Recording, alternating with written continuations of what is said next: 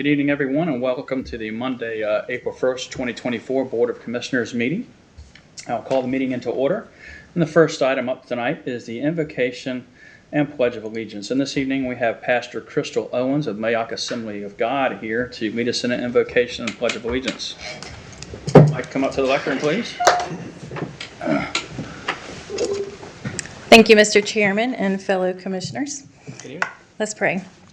Father, we come together tonight as the Board of Commissioners, the county management, employees, and citizens. We ask for your guidance to be upon the commissioners as they make decisions tonight that will impact our lives today and in the future. We ask that you would grant them clarity of thought, fairness in judgment, and the courage to act in the best interest of all who call Currituck County home.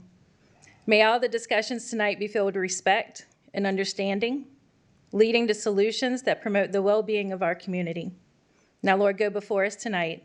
And this we ask in the spirit of unity and in hope. And in Jesus' name, amen. Amen. I pledge allegiance To the flag of the United States of America and to the republic for which it stands, one nation, under God, indivisible, with liberty and justice for all. Thank you for coming out this evening. All right, next up is our Ethics Awareness and Conflict of Interest Reminder. County Attorney. Pursuant to GS 153A-44, a commissioner has a duty to vote on matters coming before the board, but may be excused from voting on issues involving the commissioner's own financial interest, official conduct, or on matters on which the commissioner is prohibited from voting under GS 14-234 or 160D-109. In accordance with Chapter 2, Division 3 of the Currituck County Code of Ordinances, it is the duty of every commissioner to avoid both conflicts of interest and appearances of conflict. Does any commissioner have any known conflict of interest or appearance of conflict with respect to any matters coming before the Board of Commissioners in this meeting? If so, please identify the conflict or appearance of conflict. Okay. Anything from the board this I evening? do, Mr. Chairman. Go ahead, you go first, Miss Ladies first. I did not realize it, but my husband and myself own some property that back up to Ashbrook Estates. We own the swampland, the wetlands that it backs up to. Okay. Would that would Will be, that influence your decision tonight? Yeah, ma'am. Okay. And really, it's up to the board if they want to make a motion for her recusal. no, this is just on the rezoning. It's not a quasi-judicial. Correct. Okay. Same thing, 2405, I had to do a QuickBooks check for my company. I think in 2018 and 2019, I did work for the applicants. So it's what, 5-6 years ago, it was a couple jobs, nothing, $2,000 a year maybe. Okay. Do you think that'll influence your decision in any way? No. Okay. All right. Anything else from the board? All right. With that, we'll move on to approval of the agenda. Any changes to the agenda tonight? Can I have a motion for approval, please? Move for approval. Thank you. We have a second? Second. All in favor? Aye. Any opposed? Okay, next up is an appointment of an interim county manager. Guys will notice Miss Rebecca Gay is sitting up here this evening with us. She has said she'll step up to the plate and help us out with fulfilling the interim county manager role. So thank you first and foremost for doing that. I know it's a lot of extra work. And with that, I'd like to make a motion to name her the interim county manager, and in consideration of the extra work that will be involved, the board would like to increase your pay $3,000 a month while you serve as the interim county manager until someone can be found to replace the management position. Can I have a second? Second. All right, Ms. Kitty? All in favor? Aye. Any opposed? Welcome to the job. Thank you. All right, next up is public comment. I'll remind the public, you have 3 minutes. We have a light system to tell you when to go and when to stop. And when you come up before the Board of the Commissioners, please do state your name and address for the record so that we have that. First up this evening is Steve Hedrick.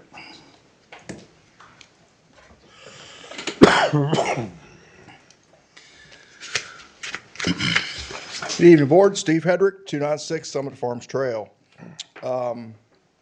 Traveling Currituck Highway a few days ago, and round about 1693, which is where the Royal Realty Building is, there's a sign in the ground for a public hearing for the county, and it has a QR code attached to it. So I scanned the QR code to see what the public hearing was about, and it only took me to the county front page of the planning and zoning. So it really didn't narrow down what was going on. I actually spoke to Miss Debbie here a few moments ago. She overheard my conversation, and she explained to me that, some technical items here that need to be squared away. But just thought I'd let you know, if we're going to do public hearings this way in the future, I'm on my phone. So we've got to be able to narrow it down to, what's actually going on. So that was all I have. Thank you. Thank you. Next up, Mr. John Snowden. Thanks for the lead-in, Steve.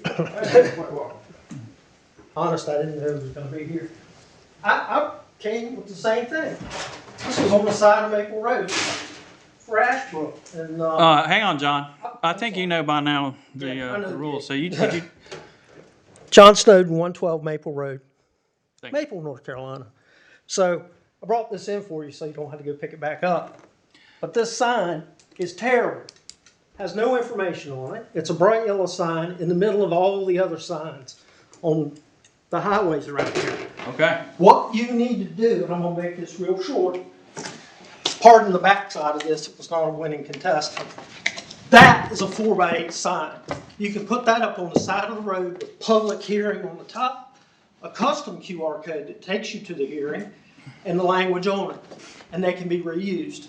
This is practical. That's not practical. You just got some marketing advice. Oh, okay. Thank you. If you need help designing the sign, I don't have a problem donating that time to the county. When I started publishing a newspaper in 2002, we were putting 8.5 by 11 sheets of paper on a stick on the side of the road. We've not advanced very far from that. That looks like a real estate sign. Okay. It's pretty, but it don't function. All right. Thank you. That's what I brought that here for. Mr. Nooms, I'll pick that up for you. And on that stretch of Maple Road, people go about 55 miles an hour. You can't read it.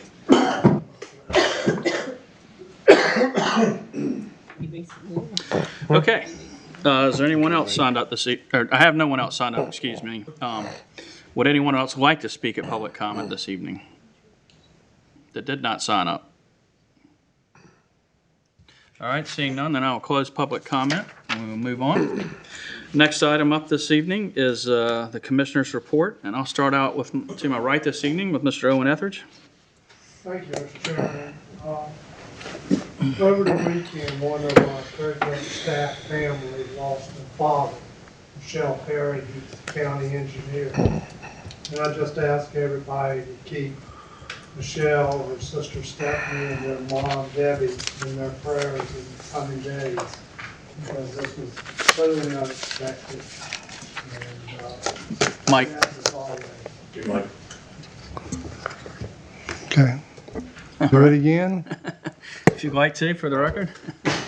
As I said, over the weekend, one of our Currituck staff family members, Michelle Perry, who is the county engineer, lost her father unexpectedly. And I ask each and every one to keep Michelle, her sister Stephanie, and her mom Debbie in your prayers in the coming days.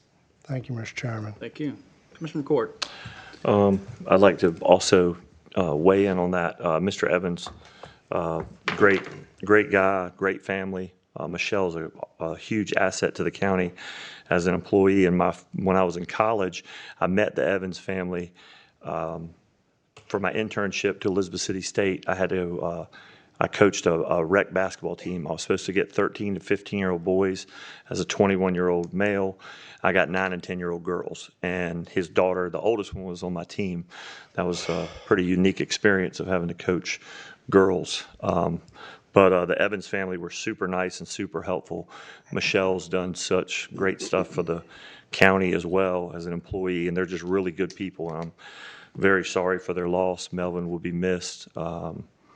He was actually at our last commissioners meeting, I believe, when Joe Hobbs spoke about because they live off a backwoods road. So condolences to them. The traffic this weekend, was round one, first little dose of people coming down to the beach because the weather's nice. So be safe, be careful, because accidents happen on the daily. And I think that's it for me. All right. Thank you, sir. Commissioner Beaumont? Thank you, Mr. Chairman. And from me as well, condolences to the Perry family. Any loss is tragic. Sudden losses are even worse. So my condolences there. Second item, I'm pleased to report that the crepe myrtles in Corolla are actually mulched correctly. I was stunned. Anyway, so that was good. And then another little tidbit. One of the joys of being a grandparent is that hopefully your children did what we all asked them to do, and that's to, produce grandchildren. So I have the joy this weekend of going to my granddaughter's softball tournament that's going to be held. That's right, not 3 hours away, but in our at our parks. So the good news is they've stepped it up because it's an amazing facility, and I really look forward to only having to drive 15 minutes instead of 3 hours each way. So, and they're from Perquimans, so all these teams from out, far away, and I'll be canvassing to find out where everybody's from because they're not all from Currituck. So, anyway, good news. Thanks, Mr. Chairman. Thank you, sir. Mr. Payment, anything from you this evening? No, nothing this evening. I'm just kind of glad I could make it today. All right. For those that don't know, Mike's been under the weather a little bit. Still doesn't sound like the best. Miss Kitty, how about you this evening? Thank you, Mr. Chairman. The only thing I'd like to report, several of us did attend the report to the people this afternoon before our meeting, the Currituck Corporate Extension Office. And they just do a wonderful job, not only helping adults, but the young people in our county. Some of the information they gave us was really amazing, especially how our young people are excelling when they participate in different activities throughout the county. And also, I'd like to welcome Rebecca aboard and thank you for stepping up to the plate. That's all I have this evening. All right. Commissioner Jarvis? Thank you. First, I would like to start with a huge congratulations to Dr. Jack Bagwell. He is our COA president, and he was just named the 2024 President of the Year by the North Carolina State Board of Community Colleges. We are so excited for him to receive this prestigious award. We, as the Board of Trustees and the community, know how awesome he is, and we're just excited that the rest of the state knows what we've got in him. We look forward to helping him reach our mission to make sure our students get the education they need to come and stay in the community and thrive. From instructors like Mike Payment, getting kids involved with heating and air, to other programs like at our airport. We are so blessed to have Dr. Bagwell leading our community college and upping our profile and our programs in the state. So congratulations. Also want to say congratulations to Rebecca Gay. We are very excited. Your intellect, your dedication to the county is something we all know and appreciate about you, and we look forward to your leadership in this county. So thank you for stepping up for that. I would also like to thank Cameron Lowe and her staff. It was a great report to the people. I got my Eras Tour bracelet as we saw the different eras of the cooperative extension, from 4-H to adult education to help with Medicare. All of the programs that they do enrich our county, and I am grateful for that wonderful staff. I've taken several of their classes myself, and it is just a great asset to the community. And finally, condolences from me to the Evans family. I taught both Stephanie and Michelle, and I know the pain of losing a father. It's not easy, especially when it's sudden. So condolences to them as well. Thank you. Thank you. I guess I'll start out with adding in my condolences as well to the family. And recently, we've made some news. We do that once in a while, but this one's about a lawsuit with the Corolla Civic Association, and it's entitled Costanza. This Corolla Civic Association didn't have standing, I would say, but they brought forth a lawsuit with individuals to sue the county over our use of OC tax. And I bring that up tonight because the results from that basically took away the occupancy tax that we used to augment the sheriff's department and the extra officers' overtime, some beach duty, and other things that they do on the beach. About $6.2 million was transferred from occupancy tax into the general fund. And that transfer took place so that we could actually pay those bills out through the general fund. It wasn't transferred to the general fund just willy-nilly to use on any governmental purpose. It had a specific tag associated with it. And I bring that up because we're going to have to, we cannot create a special tax district to deal with sheriff's department and the ramp up in the extra deputies we need in Corolla. And so this is going to have a direct tax implication on Currituck County. And we are going to have to look at adding more tax to the fire district in Corolla. That will not affect the mainland. Corolla has its own standing fire tax district to pay for the paid firefighters that are there at their request years ago.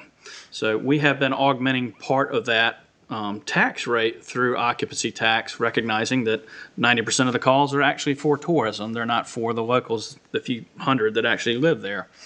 So that is no longer there. So for the folks in Corolla, you can expect us to hear from us about a tax increase for that. We also helped out do several other things with EMS, equipment, trucks, cars for the sheriff's department, Tahoes or four-wheel vehicles that they may need to work on the beach that are necessary because of that job. The Board of Commissioners is going to be going forward with several different options, and I'm not going to discuss those right now, but looking at how we can legislatively handle this, maybe through the court system as well, and there are some other options available to this. But for those of you that actually do come out to our budget meetings, which we will be having soon, you can expect to hear some stuff from us about that. And it will impact the mainland and the general fund, because the general fund, your regular ad valorem taxes are what we use to pay the sheriff's deputies, EMS, and other things that are just lumped in. And you may have noticed that in your tax bill that we started showing how much goes to schools, for instance, how much goes to the sheriff's department, and breaking it down a little bit so that you know generally where your tax dollars are going when you pay your property taxes. So just wanted to put a heads up out there for people because that will be going on in the very near future. And that's it for me this evening. Next up is county manager report. Anything from you this evening? Thank you, Mr. Chairman. Happy to report that we have resolved our issues with MediaCom and are broadcasting live this evening. Okay. And then secondly, Commissioner Owen Etheridge had requested some more information on the status of the repairs to the YMCA roof leaks. Public Works Director Leighton Earwood is meeting on site next Monday with the contractor and the engineer to further refine the scope of work, and then we can begin those repairs. Okay, thank you. Anything from you this evening? Yes, Mr. Chairman, to bounce off of what you were talking about with the court case, the county is planning on petitioning the Supreme Court for discretionary review. Because it was a unanimous decision of the Court of Appeals, we do not get an appeal by right. So the Supreme Court decides whether or not they even want to hear it. But we are full force doing that on the legal side of things. I also had a meeting with Captains Smith and McCord last week regarding some much needed changes to our ordinances, specifically regarding the beach and what law enforcement can do and how they can enforce those ordinances. So I'll be working on those and bringing those to you in the near future. That's it. Okay, thank you very much. All right, next up is our public hearings.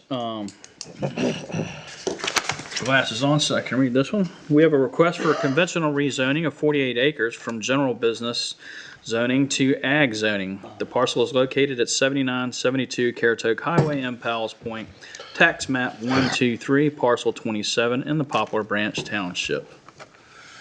Evening. Mr. Literal, how are you doing? Good, thank you, Mr. Chairman. So this is a request to rezone, it's a conventional rezoning of 48 acres from general business zoning to agricultural zoning. Property located at 7972 Currituck Highway. Here you can see a vicinity map showing that the parcel is located sort of directly across from Fox Knoll Drive.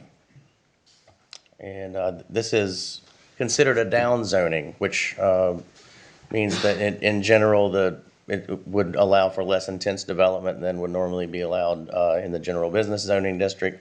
Having said that, a question was raised at the planning board meeting about whether or not a solar farm would be permitted here, and it would be with a use permit. And after taking a look at the use table, another use of note would be sand mine would also be allowed there with a use permit as well.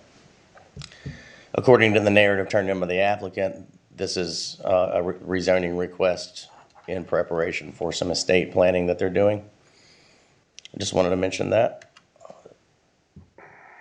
Again, located across from Fox Knoll. And you can see here the current zoning is general business. It is surrounded by other general business properties as well as a small portion of heavy industrial and a lot of agricultural zoning around the sides and rear. The request is consistent with the goals, objectives, policies, and action statements of the Imagine Currituck 2040 Vision Plan, including Land Use Goal 1, Policy 1.4, Environment Goal 1, and Lower Currituck Land Use Policy 1.1. Staff recommends approval of the request because it is in conformance with the general purpose and intent of the Unified Development Ordinance and is consistent with the goals, objectives, and policies of the Imagine Currituck 2040 Vision Plan.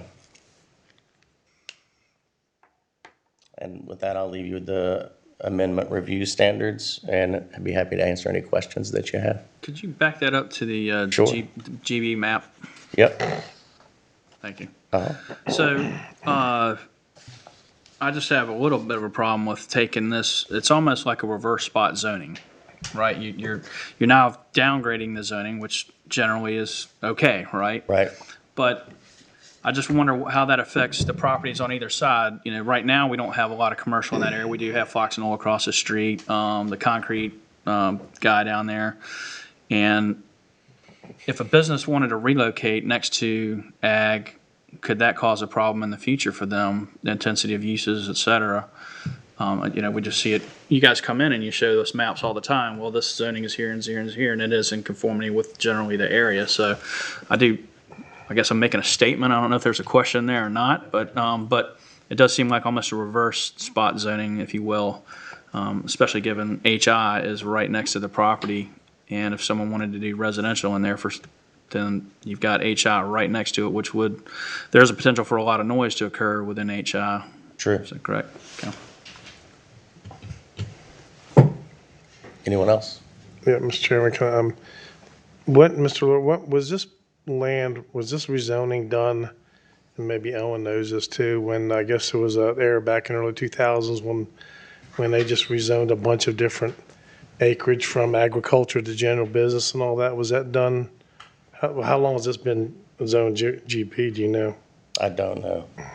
It doesn't appear to have that look where, if you're referring to the 500 feet or so that they did, the strip of general business they did along the highway, then it doesn't appear to. It wasn't part of that zoning, so Yeah. this was probably GB well before that? It looks fairly intentional. Yeah. What'd she say? I got it. Zoning history in the staff report. I was looking through that, I must have missed it then, I'm sorry.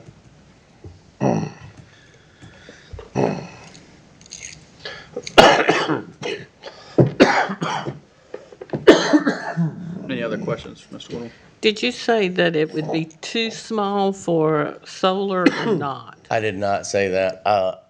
I mentioned that the question came up at the planning board meeting whether solar array would be allowed on this property because it'll be zoned ag, and it would with a use permit as well as the extractive industry sand pit also. Those are the two uses that you might not consider to be less intense than what would be allowed in general business, because those aren't allowed in general business. But they are allowed in ag, right? They are with a use permit. So even though it feels like it's called a down zoning, knowing that this could be a solar farm or a sand mine could actually have the opposite effect, correct? It could.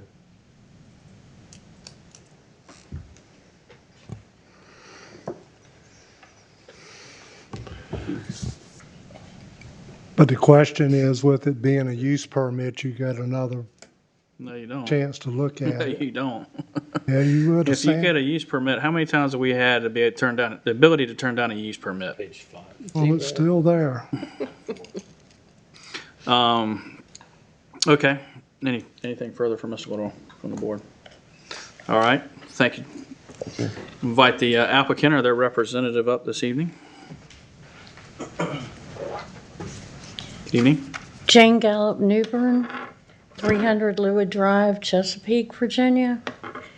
And this is a conventional rezoning. And I really don't, I guess you could call it a downzoning if, you know, if that's what you would want to call it. But we've had it zoned that way for many years.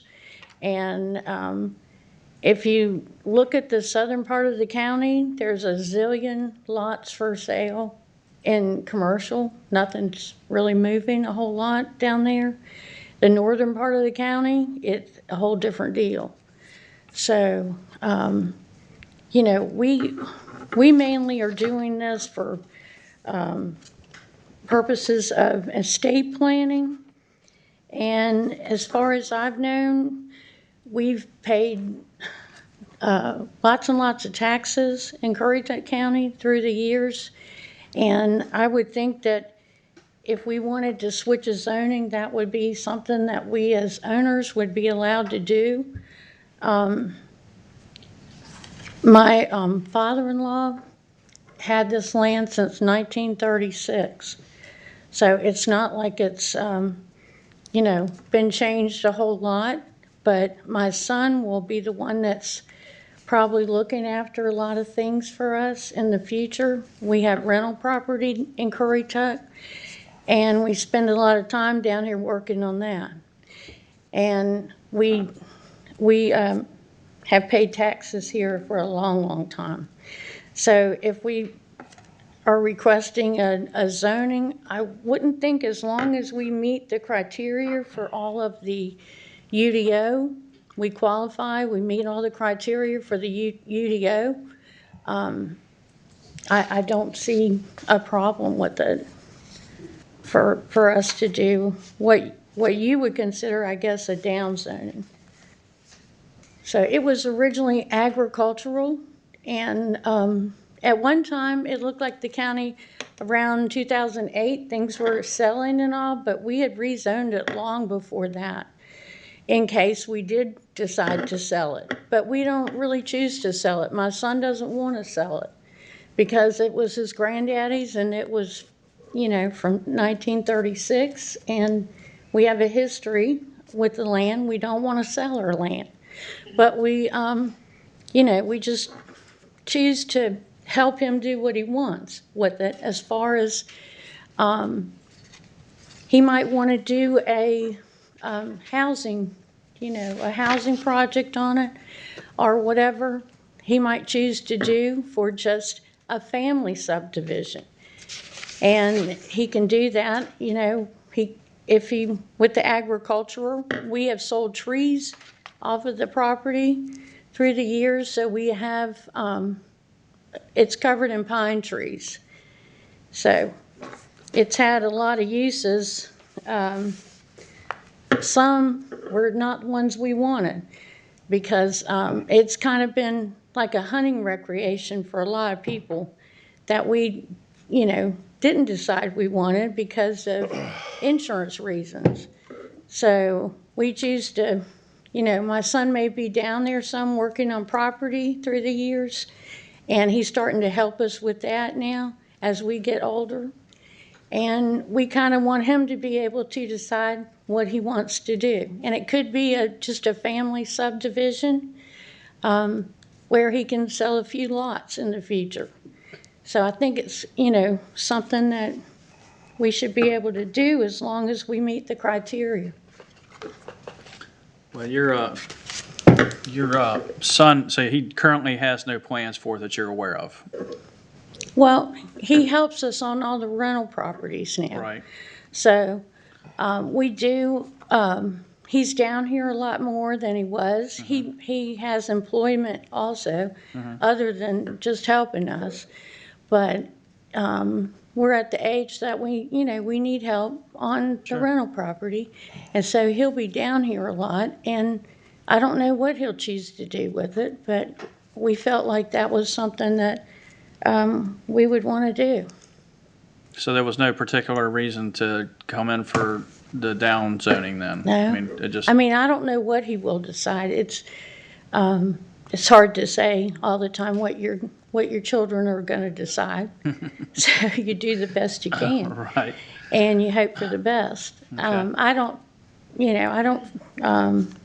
know. We have thought about a family subdivision. We currently have 2 properties on another tract, and so what we do is basically rentals on family property. So that's what we have down here now. And we've done it for 35 years. The reason I ask is because in GB, you can do subdivision. Well, yeah, he could, but I don't know what he might decide to do. I don't know what he might want to do. Okay. So I don't see the commercial doing a whole lot right now in the southern part, unfortunately. So, if we did, we probably, wouldn't think about it. So, in that light, now that you're talking about this on TV, are you guys interested in potentially working with a developer then? If someone were to approach you about developing the property from a commercial standpoint? We've always been interested in doing that. Okay. So if it were something that would make sense to us and something that would benefit the county.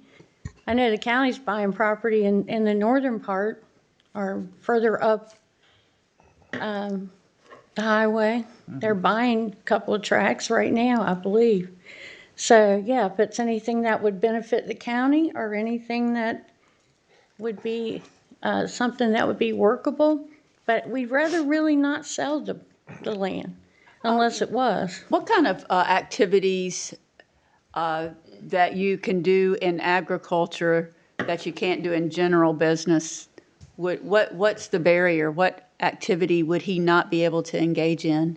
I really don't. I don't know. We've just started talking about this, doing some of our planning for the future, and the way it looks right now, we'll probably never really retire. Like some people retire, we won't because we have rental property. So if any of you have done rental property, you kind of understand what I'm saying. It doesn't go away, at night all the time, and you deal with things you never thought you would deal with, which you're seeing some of it on the TV now, on the squatters in Florida and other places. Well, I hope they do something in North Carolina because we've dealt with similar things, and it's not far off, the way I see it, looking at some of the things we've dealt with. But I think that the zoning should be something, if you've paid taxes through the years, if you wanted to change, and suppose, we do now, and if later on, if he and my daughter would decide they wanted to change, and rezone it again, that should be up to them. Because we're not changing anything with the county. It's nothing that impacts the county. It could. Depends on what that use is. If it's a sand mine, which would be allowed in agriculture, that could definitely impact the areas in and around this property. Solar could definitely impact it. I mean, there are impacts that could happen if it were rezoned to ag for the people around this property. Well, I mean, that would be something that y'all would take into consideration. I'm sure that there's been a lot of different uses y'all have done, different activities, so y'all are familiar with it, the criteria. But as far as the criteria that I see reading it, we meet the criteria. We aren't creating any problems with the with the zoning. This is a conventional rezoning. So, Okay. Anything further, Ms. Kitty? You look like you're thinking about something. did you have a question? Any question? You were talking about estate planning, and it's more valuable as general business than it is agriculture. If So it- for your, Yeah, it is, maybe, but if in the future, something sells and is like it maybe was right before 2008, then okay, that might be something that we would, or my son would probably be the one considering it. We really didn't want to sell it because it was his granddaddy's and he doesn't really want to sell it. It's the way he feels about it. Everybody else has used it for hunting and whatever they wanted to use it for, basically. So we're basically kind of worried about having problems with it, with anybody over there hunting, and they do whatever they want. We have one property where they ride four-wheelers like it's a park. And I worry all the time about something happening. You But I don't want see how anybody to get rezoning's gonna hurt on your change that. property. How will rezoning change that? Well, I don't know. I'm hoping that we can figure out a way on some of the borders to do something. I mean, besides painting the purple paint or whatever you do for the hunting, that hasn't stopped anybody so far. And it is an issue when you have property and you can't control anything that goes on it, and people use it like it's their park. That's a problem. So, Okay. All right, anything else from the board? Okay, thank you very much. okay. All right, this is a public hearing, so the public can comment on this. I do not have anyone signed up this evening for public comment. Is there anyone in the audience? Mr. Mims has a hand up. You, sir? James Mims, 105 Chestnut. So I just want to remind y'all of the multiple conversations we've had over this past year regarding this very thing right here, rezoning. It's brought us to many problems that we see today, that we've had this extensive conversation about rezonings and the problems that this is going to cause. I think we're looking at the very opportunity outside of a quasi-judicial hearing to stand by what multiple of you have said, is that we will commit to no rezonings that may bring solar farms or et cetera into Currituck County. That is all. All right, thank you, sir. Anyone else this evening that would like to speak? All right, seeing none, I will close the public comment section and open the floor for any further discussion from the board on this. How long has it been zoned general business? I know I was trying to find it in the, 2013. okay. 11 years. Because I was looking to, Yeah, I think it's page 4. oh, at the very top. Oh, I'm looking through the, okay. Thank you. can I ask Jason a question? Of course. Could Jason, you, come on up. could you explain to her how many houses she keeps talking about they might want to develop it if it was general business and agriculture? Yeah, so there is a difference in the densities there, is what you're getting at. I can't recall off the top of my head. Yeah, she's got it. Do you know what the land use plan classification is? It's in the report, G1 and O2. G1 and O2. G1. O2 in the back. Okay. Does it go all the way to the water? It's because of the wetland in the back. Yeah. With the O2. Right, so the wetlands won't count for density if it were ag, and the wetlands don't count for lot area if it's GB. GB minimum lot size is 40,000 square feet, and there's no density calculation. It's 40,000 square feet, minimum of 30% open space. And then in the ag, let me get to the calculations here.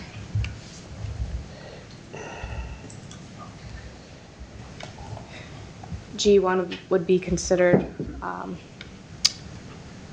limited service.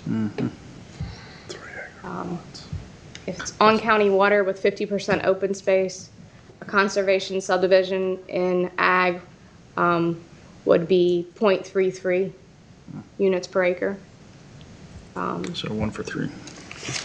With 60% open space, and depending on the land use transect, potentially up to 0.4 dwelling units per acre on the portion that is designated G1. So if it stays general business, we're not preventing them from developing it. For residential, no.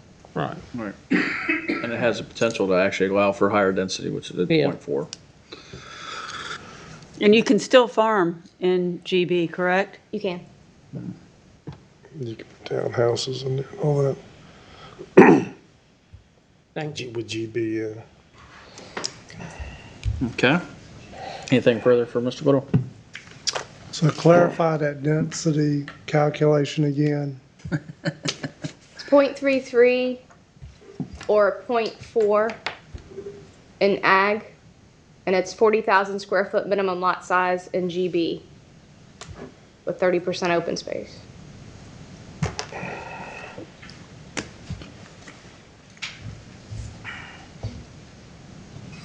And then if we change that tonight in the agenda, it makes it limited service is all going to be 30,000 square foot lot size. Not No, tonight. not for this, because it's Not CB. tonight. Right. No, that's single, all right. That's and ag. that's the If it April was 15th ag, meeting. if it was ag, right, basically that text language, okay. All right. Anything else from the board? What was the percentage that was the G1 again? You mean the It's for- calculation in Yeah, the I mean, G1 I know the zoning? Yeah. 0.4 with 60% open space. 60% open space, and the other was 0.33. 0.33 with 30% open space. I think it's 50% open 50%, space. yep. Oh, it's 50.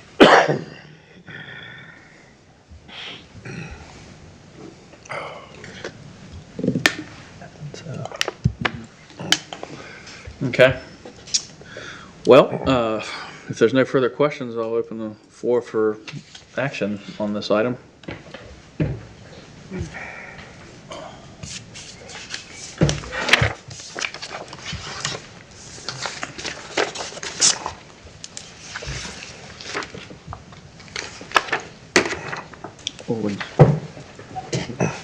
What, more time to consider?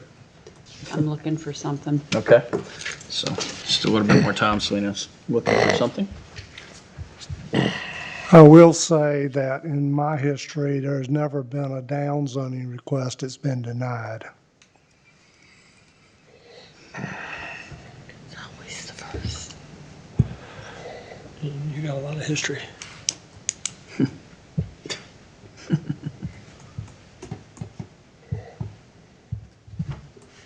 I don't want to make history. How many, I have between my first term and second and third, I don't never remember in 8 years a downzoning that I ever sat in on. We've had them. We've had them. When was the last time we had one? Couple, Yeah. within the last 4 months. I must have forgotten. Well, you were late. You weren't that late. Mr. Yeah. Chairman, I'm going to make a motion to deny PB 2401 J. Newbern zoning map amendment because the request is not consistent with the land use plan, specifically land use policy 2.8 and in environmental policy 1.1. And the request is not reasonable nor in the public interest because of the uncertainty of development and just the uncertainty of why this is being asked for a downzoning. Okay, thank you. Do we have a second? I'll second it. Thank you. Any further discussion from the board? All in favor? Aye. Opposed? No, All right, we have 4 to 3. Did you catch that, Ms. Walton? 3 over here, we're no's. All right, so and if you guys would like to, if your son would like to downzone this or change it, I'm sure certain future boards would entertain that. We just want to know what's going on. So if he has a plan for the property and brings that forward, the board would entertain that at that time. But it's the uncertainty that has basically caused this quandary this evening. So as you talk with him more and he has a plan, I would encourage him to come forward with what he'd like to do, or you guys would like to do as a family with this property, so that we can better understand what it is we'd be voting on. Can I say one other thing? Yes, ma'am. Why would he have to come forth with a plan? Because nobody else comes forth with a plan. Well, we have a lot of conditional use permits that we do, so they put conditions on the property and describe how they want to use it. We've had people come in and we've turned down a neighborhood recently in the past 6 months or so that they came in and didn't have a plan. They just wanted to build on it. And we didn't know what that was going to look like, so we don't know what kind of housing product or anything like that. So for us, it provides a conformity with the area that it's in and some other things, and lets us know and lets the public know what's going to be around them, for instance. Oh, there's a lot of agriculture in that area. True. It's always been agriculture Yes, down ma'am. there. And some of it recently is commercial, more recently than we were, as far as the zoning. And as far as across the street with the Fox Knoll, you know, you don't see a whole lot moving in that. So that's not like an option that Right. he doesn't. But like I said, if you guys want to do a neighborhood, if you decide you want to do a family subdivision or a conservation subdivision, something of that nature, then you would come forward with that plan to us, so we would better understand what's going on. Okay, well, my problem, and I'm just gonna say what it is, if we've, through the years, paid all these taxes on property down here, I don't think it's right if you ask for something that's within the parameters of the UDO, that we make history being the only one that can't get a rezoning. That doesn't seem to make sense to me. And as far as the one that came up here and spoke, I don't care what you work for in the county. How much have you ever paid in taxes? How much do you contribute as far as taxes through the years? I mean, I think that should come into play somehow. But Okay. thank you. Thank you. All right, next up is PB 2405 Ashbrook Estates LLC. It was a request for future land use map amendment to O2 reserve lands, from O2 reserve lands to G1 low density growth for 130.73 acres located off of Maple Road, tax map 52, parcel 12 in Crawford Township. And- There you go. Yes, Your mic. Pause. Paul. Oh. right. It's closer to you. You're picking Bob up. It's, Oh, great. sit on your lap. How about now? Good evening, Good Jenny. evening. How are you? Doing well. Good evening to the board.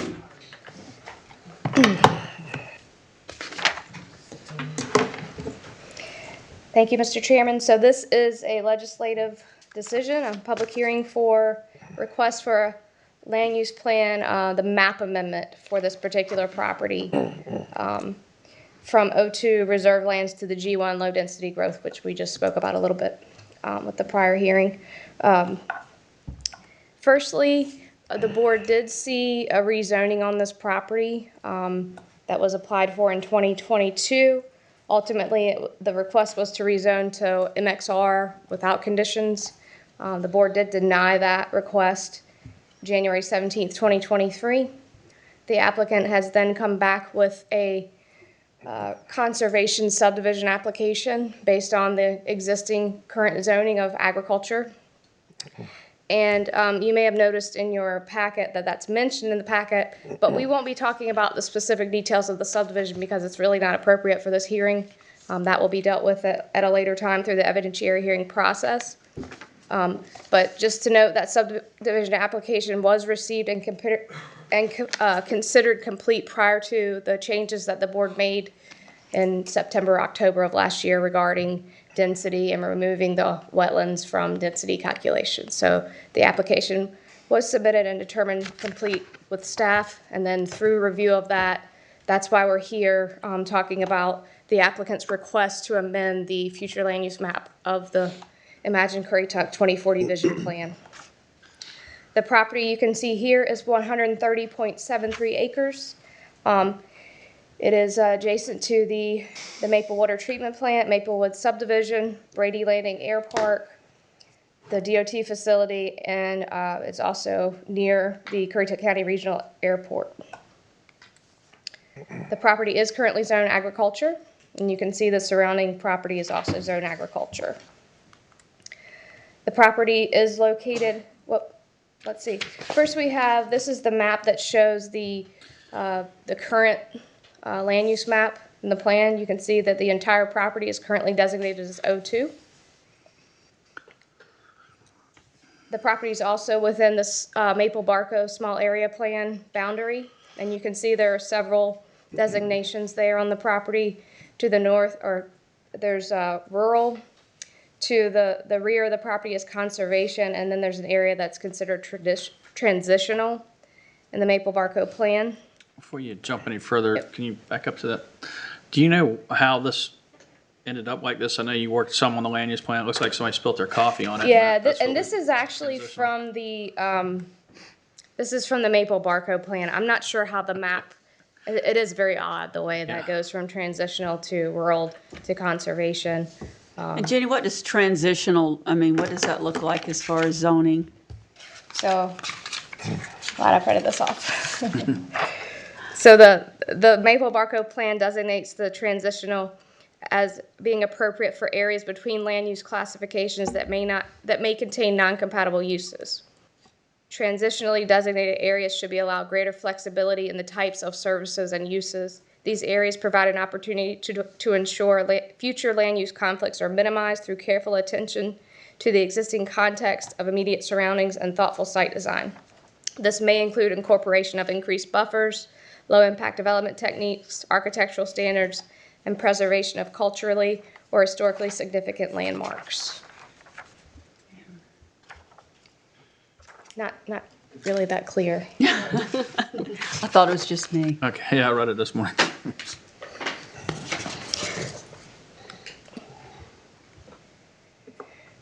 Here's a map that shows, hopefully you can see this on your screen, the hatched area to the rear of the property. This is what's been designated as significant natural heritage areas. That's mostly in the wetland portion of the property. Those are areas that tend to have be important for their biodiversity or other natural features that the property has. Here is a map that shows the FEMA flood hazard zones, and you can see the rear of the property in the blue is located in the AE special flood hazard area. I'm sure you noticed that it is close to the airport, and here you can see that it is located in the airport compatible use zone 3 overlay. In that zone, the ordinance requires that subdivision of land for residential purposes shall be subject to the maximum gross density requirements of the base zoning district, and allowable uses are limited to those permitted in the base zoning district. So we're looking at what's permitted in ag for this property. The property is not located in the airport overlay height zone. So the request is, the applicant is requesting that the entire property be designated as G1 from O2. So here you can see this lighter color green on the map is your O2 reserve lands areas. That particular transect is comprised of wetlands, environmentally sensitive areas, significant natural heritage areas, sensitive habitat areas, and prime ag lands that should be targeted for conservation or farmland preservation. And this classification does allow for limited development of low-density single-family residential. And you can see that appropriate land uses include low-density single-family rural residential that prioritizes preservation of open space and natural landscapes. And then the G1 is the requested transect, and that's intended for agricultural lands and compatible low-density rural residential growth that may be supported by limited small-scale neighborhood retail. Residential and non-residential uses should be in keeping with community character. And you can see in the appropriate land uses and development types that also includes low-density residential growth that prioritizes preservation of open space and natural landscapes. Here are some policies of the plan that may apply to this request. These are also found in your staff report. These are policies related to the land use. There's environmental policies about preserving coastal and non-coastal wetlands and avoiding natural heritage areas.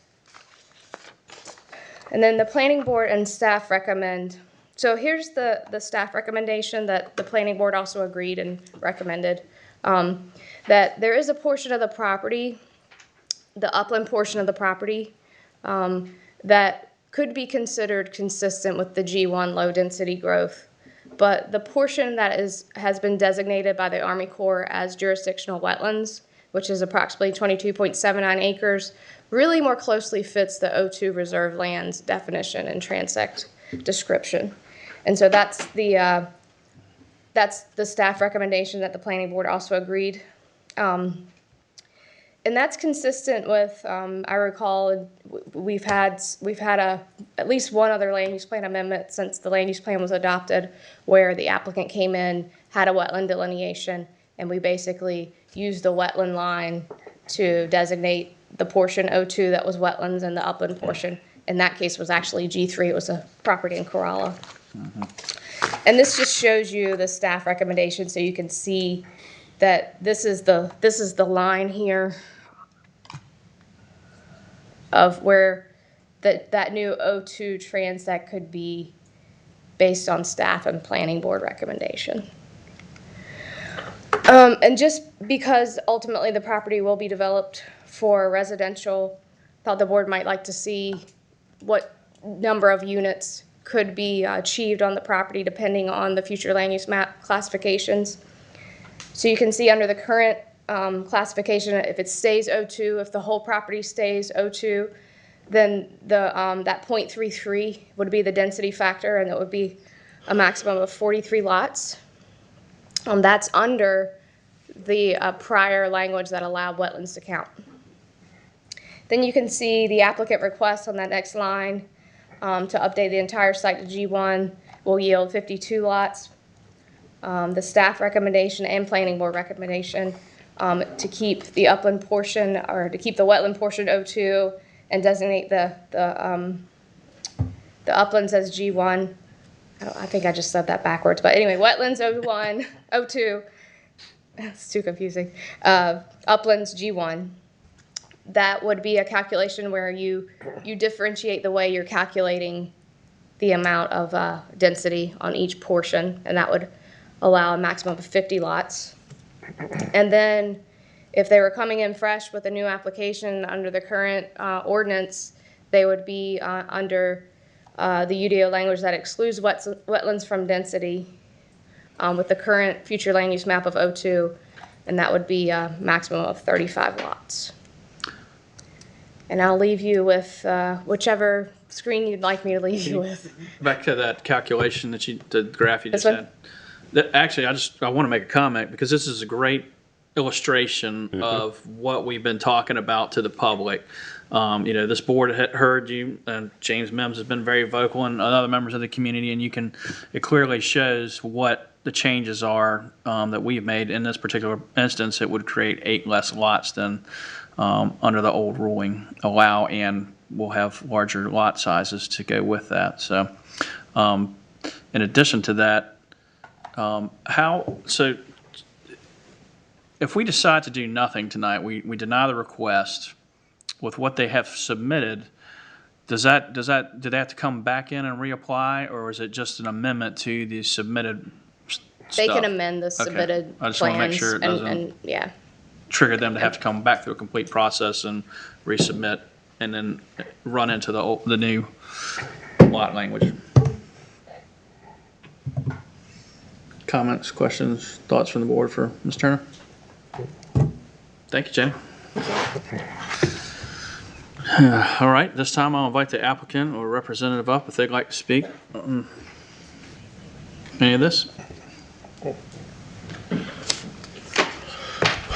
Good evening, Board. Evening. Mr. Chairman. Jason Mazzell with Timmons Group, here along with the applicant for Ashbrook Estates. A couple of quick, just additional facts and figures.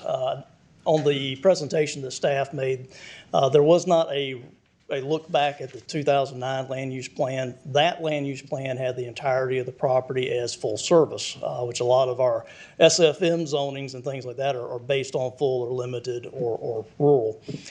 Full service at that time would have allowed 2 units per acre, which the zoning was still restricted to 52. As was pointed out by staff, the airport overlay also was restricted to the base zoning of 52. When the land use plan changed a couple of years ago, the adjacent properties were kind of carried forward with that G2 nomenclature. For whatever reason, this property was not. The small area plan, Maple Barco small area plan, that transitional area, if you were to kind of use that as the guide for what may have been brought through with G2, those numbers would have looked more like, 60 acres of G2, 70 acres of O2. That would have been somewhere around, 143 units, which obviously, again, the zoning still mandates how much can be achieved here. So there's definitely some inconsistencies between the previous land use plan, the current land use plan, and what's allowed within zoning. When we looked at what to request of the county, G2 doesn't really fit the mold for this property. We realize that. That's why we're not asking for that. G1 seemed to fit the mold of ag zoning better. Similar density application. The real difference between what's been requested and staff's recommendation is 2 lots, essentially.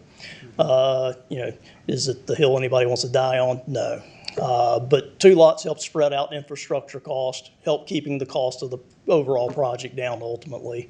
But at the end of the day, we respect the staff's opinions, we respect the planning board's opinions, and we respect this board's opinion. It's why we took the lessons from the rezoning, went back, looked at a plan, and tried to follow it to the letter of the T for what was allowed in ag zoning.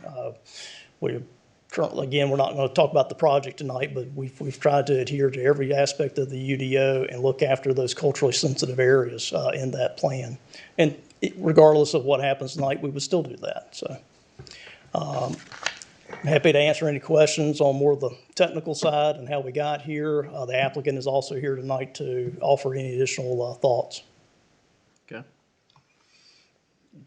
When the applicant bought the lot, you mentioned that it was at once upon a time full service. Was it full service when he bought it? Yes, it was still full service when it was purchased. And that was some of the consideration to the due diligence, was looking at the zoning and the land use. So again, nobody's got a crystal ball. It's the reason we're here. Okay. Anything else from the board? Okay. All right. Thank you. Thank you, sir.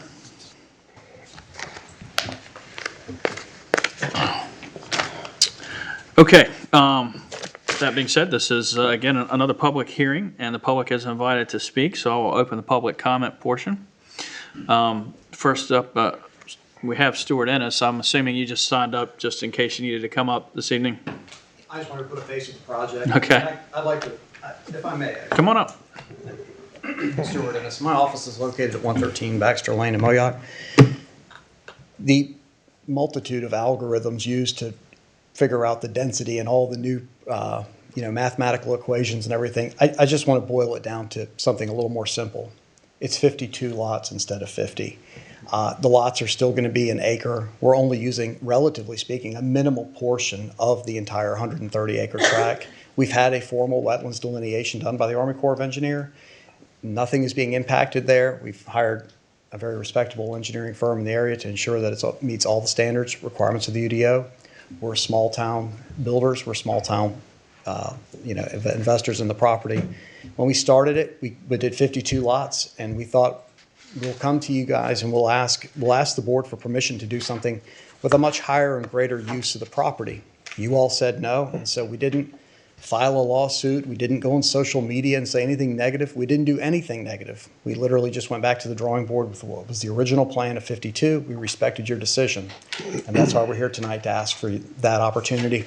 We're not going to be doing anything other than the 52 lots that we're here with and asking for that. So I'll remain here to answer if there's any questions or if there's any issues that I can address. I'll be happy to. Okay. Anything from the board? No? Thank you. All right, thank you, sir.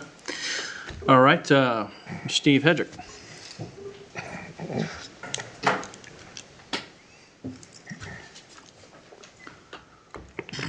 Steve Hedrick, 296 Summit Farms Trail, Moyock. Yeah, I've looked at this as well, did some back search on it.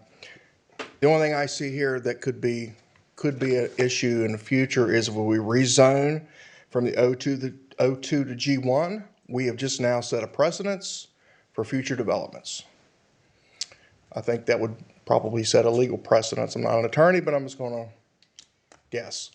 I'm not sure. However, there's a lot of land around that is currently O2, and I really feel if we start rezoning O2 to G1, we're going to start setting precedents for future developments in the O2 areas. That's all.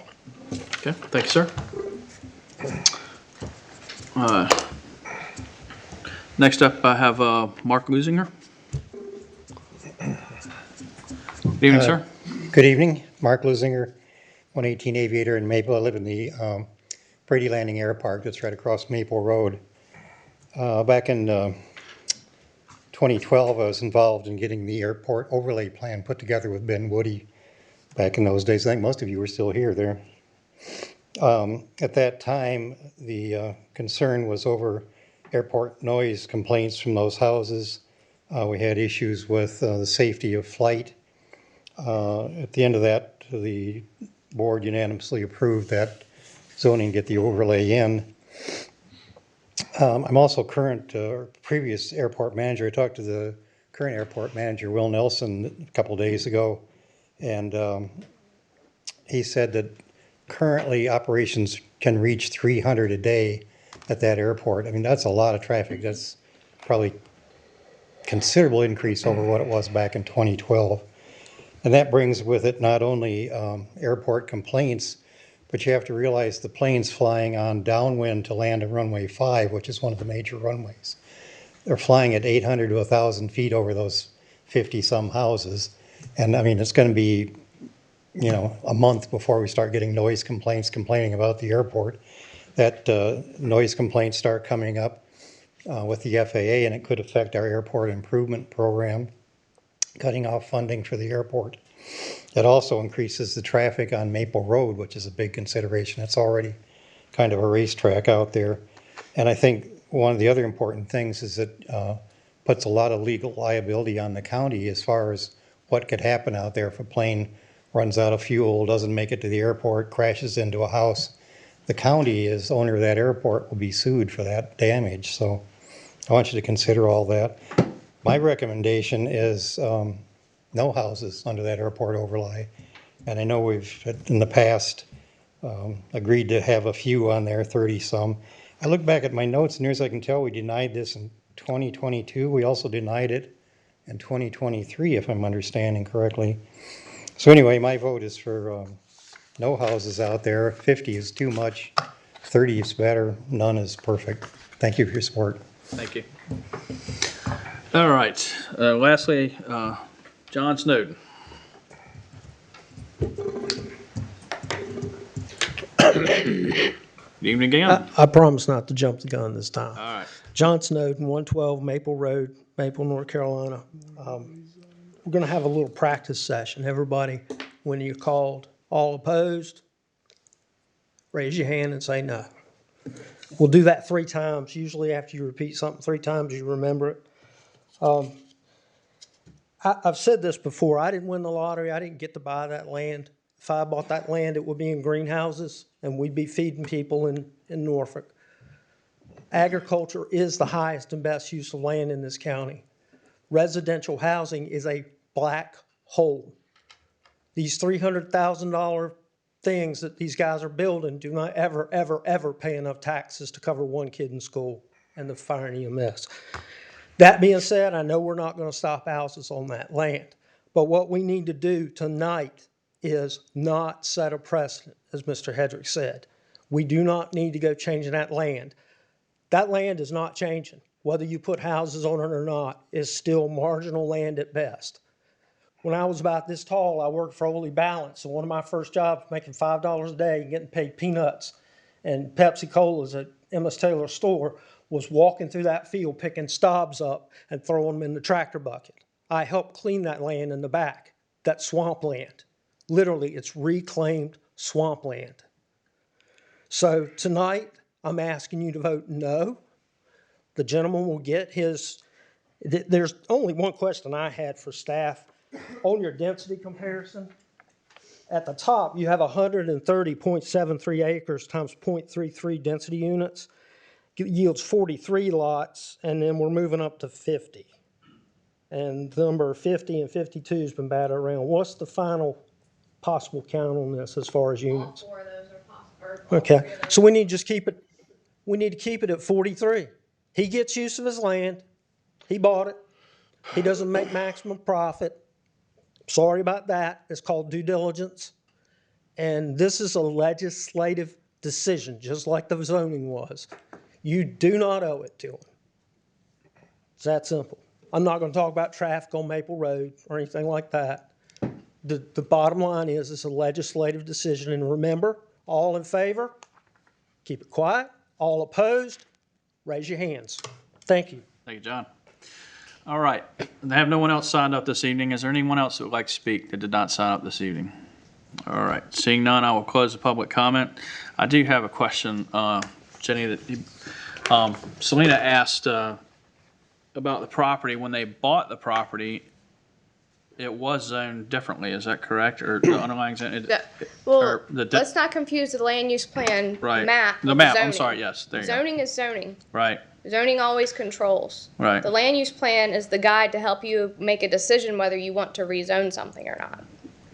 So if it was zoned ag when he bought it, it still owns zoned ag today. Sorry. Okay. All right. Thank you. All right. With that being said, discussion from the board.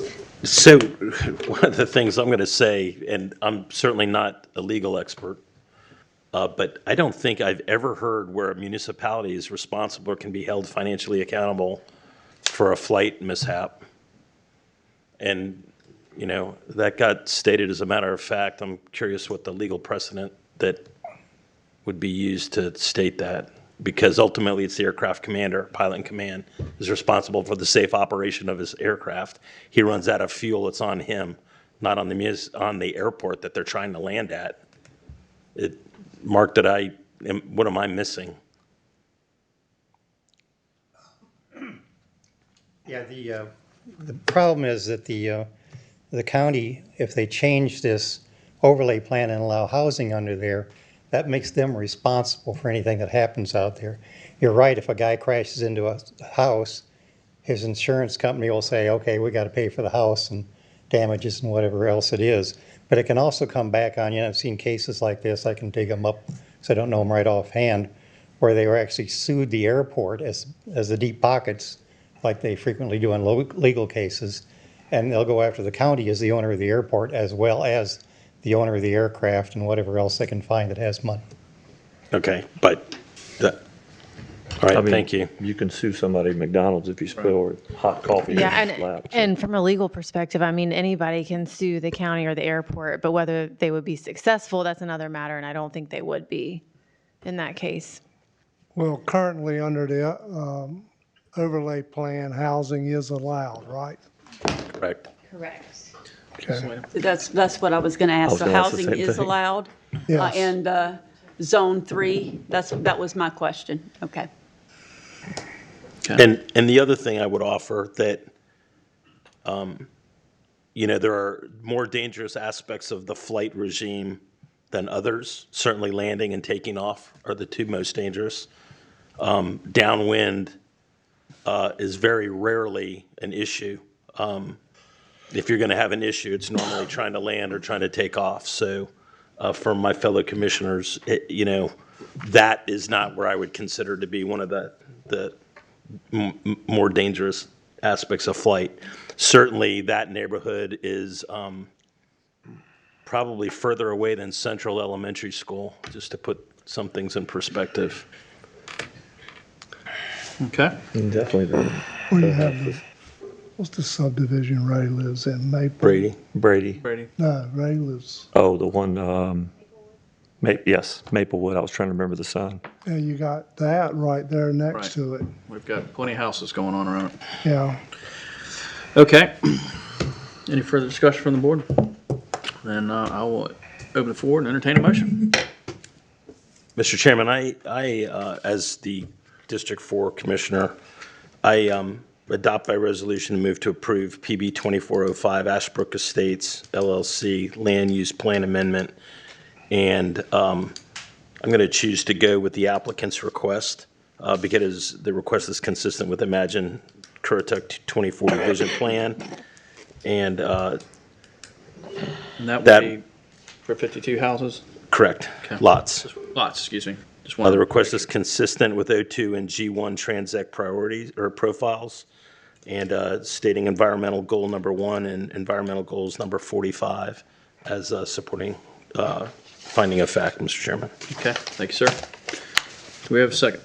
I'll second his motion. We have a second. Any further discussion from the board? So he is asking for it to be the 52 52. lots. 52. That's why I clarified that. Okay. The applicant, yeah, and Yes. I heard right when the 52. applicant said that they also were allowed 52 when they purchased the property. Correct. Right, okay. And Mr. Chairman, that's part of Right, my justification as well. Okay. But thank you. All right, we have a motion and a second. Any more discussion? All in favor? Aye. Any opposed? Nay. Hey, All right, the ayes carry. Did you get that, Leanne? Okay, thank you. Anybody want to take a break, or you want to? I need to go to the restroom. Please. All right, how about, let's take a brief recess. We'll be back in 5 to 10 minutes, depending on how well that recess goes.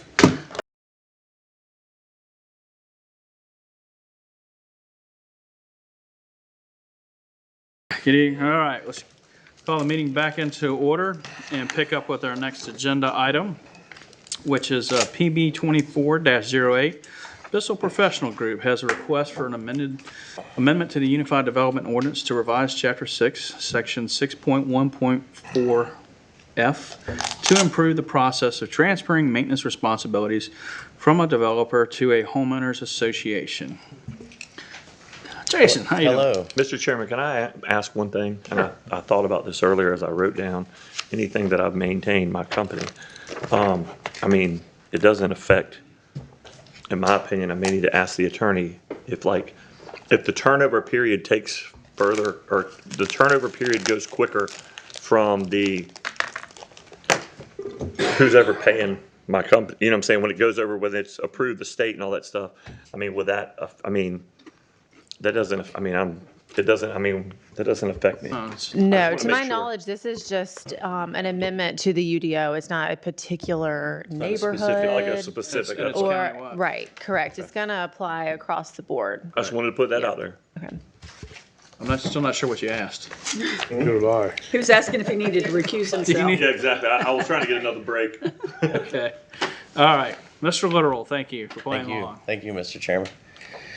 So this amendment proposed by Bissell Professional Group is intended to provide flexibility and clarification to the section of the ordinance that deals with the transfer of maintenance responsibility from the developer to the HOA. There are several additions to the language.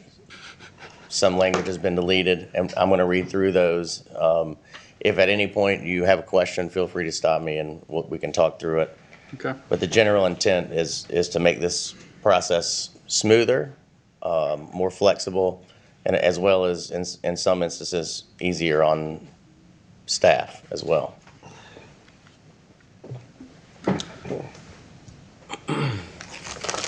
And forgive me, this first sentence under the title should be underlined. This was added, and the intent of this statement is to clarify that these amendments will apply to existing subdivisions that have not been transferred, as well as any future ones. And it reads, "The provisions of this section shall apply to any transfer of maintenance responsibility regardless of the date of subdivision application or approval." So again, the intent's just that it's retroactive. Okay. This language exists, the subdivider shall be responsible for maintenance of all common areas, common features, and private infrastructure until maintenance responsibility is transferred to the association in accordance with the standards in this subsection. And number 2 used to read that this transfer would happen upon the sale of 75% of the lots in a subdivision. The proposed language would say maintenance responsibility for common elements may be transferred from the subdivider to the association upon the sale of at least 75% of the lots in the subdivision, and shall be transferred upon the sale of 100% of the lots in the subdivision. The transfer to the association shall include maintenance responsibility for the common areas, common elements, and private infrastructure, along with any associated regulatory permits such as a stormwater permit, and that prior to the transfer, all of the following shall occur. We good so far? Okay. Again, we're taking out the 75%. The subdivider commissions a report prepared by a registered engineer indicating that all common areas, common features, and infrastructure elements comply with the minimum standards in this ordinance and the county code of ordinances. The report shall also include verification of the reserve fund balance in accordance with the standards in this section. And then proposed language says the report shall include a complete inventory of common elements in the subdivision, including street trees and vegetated buffers, and shall also include documentation of the condition of the stormwater infrastructure elements, along with an outline of the HOA's ongoing maintenance responsibilities for those elements. Jason. So, yeah, go ahead. When you say a complete inventory, I'm specifically concerned about vegetated buffers. Mm-hmm. I mean, I can understand, listing each of the trees, but what exactly is going to be inventoried with a vegetative buffer? Yeah, just that, the number, the amount of trees and their condition. So this is a report on whether they're there according to what the plans showed, and then what is their condition at the time. Okay, I'm just saying, you have a natural area between that didn't require any additional planting. The number of trees that are potentially in that is kind of extensive. This is probably written more for those vegetative buffers that are planted. Of course, you can use existing vegetation as a buffer. Okay, so when you say, all right, trees again, I guess, vegetative buffer, you're going to list every azalea? Every boxwood? I doubt that. No. Okay, well, so a side comment would be, we need to put some kind of level of expectation or level of detail because, not that if this got abused, right? This could be a real pain in the neck. Number of pansies, right? I suppose if you were going the route of using existing vegetation as a buffer, you could just say that that's what you were doing. And as long as that remained there or untouched and not mowed down, you could put maybe some language in there about leaving it. But that's generally a requirement for buffers anyway. Yeah, they're 10-foot. Yeah. Right. And I'm good. All I'm saying is, if we can't quantify that, then it's hard to enforce, right? And if we can't quantify that, how do we validate that in fact it's accurate when we turn it over? And one thing, you remember University Apartments? That untouched area? Undisturbed buffer. I just don't want us to be in a place where, we're saying you didn't provide a detailed enough inventory, and we need a way of managing expectations. Okay. Was that fair enough? And you could also ask the applicant about that later, but we would certainly entertain adding some language to clarify when you're using existing vegetation for sure. What about photographic evidence? Well, that's generally what we do. We have some of that we add into the file for existing buffers, correct? Or street trees too, like you'll have somebody that buys a home and then it's in their plat and all their paperwork, it says it's included just 2 Bradford pears, something in the front yard, and then they dig them up and throw them somewhere and say they're not having those. But I mean, they signed and I mean, so that's something too that can be enforced. That's an issue, and it will be touched on later. Okay. Because I know that comes up. It does. Anyone else? Okay.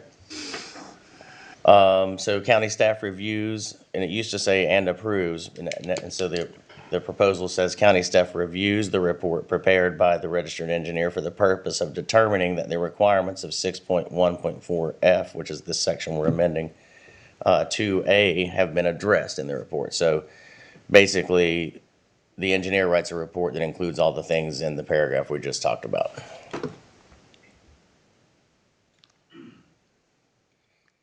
A reserve fund dedicated to the continued maintenance and upkeep of common areas, common features, and private infrastructure is established with a banking institution acceptable to the county in the name of the association that contains a minimum balance that includes the following, and this language is all in there already. 10% of the road construction costs for streets not maintained by NCDOT at the time of transfer, gravel base and asphalt only, except for sidewalks and street trees, 10% of the construction cost of common features and private infrastructure. And the proposed language, in lieu of replacing any missing trees prior to transfer, the developer may add the value of missing trees to the reserve fund balance and assign responsibility for tree maintenance and replacement to the HOA. So if the trees aren't there, the money will be put in place for the HOA to put them in at a later date, and the maintenance of those as well. Okay? It gets to see the balance of how much money. I've had several phone calls about HOAs not showing what they have, that they take money and they never see any improvements in the developments. That should be addressed in their covenants, I would imagine. Yeah. That whole process and the transparency of it. That's the fight at the clubhouse. Okay. Okay, again, through the magic of technology, number 3 here should be underlined as it's new. For roadways that are being transferred to NCDOT for maintenance, an escrow may be established for the roadway portion of the reserve account, which can be released upon NCDOT accepting maintenance responsibility for the roads. Alternatively, a developer may elect to transfer all other common elements to the HOA and retain ownership of the roadways until NCDOT has accepted them for maintenance. And again, this provides flexibility on the timing because there's difficulty right now getting the NCDOT to take over streets. So on that one, may stuck out at me in the second sentence. An escrow account may be established. That's giving them permission to do so. Right. But doesn't necessarily mean that they have to. Correct. It's their choice in this, the way it's written. Isn't there something to do with DOT and developers putting, it's been a while since we talked about this, requiring it? We can't require them necessarily to, can we require them to put money away in this case, that they shall, have reserve funds until that time, right? Because the developer gets done, they disappear, and there's no money left, and the road's falling apart. And DOT's never going to accept it because it's falling apart, because they didn't, do a good job to begin with. And now the HOA is left holding the bag on an inferior roadway. And I'm not sure what the what we can do legally. And maybe this is a question for the applicant, but there's an aspect of, I think, it's almost like the developer maintain ownership until NCDOT Right. Or transfers that them, would be the because other- right. that then eliminates all the above. All right, we'll ask him. Okay.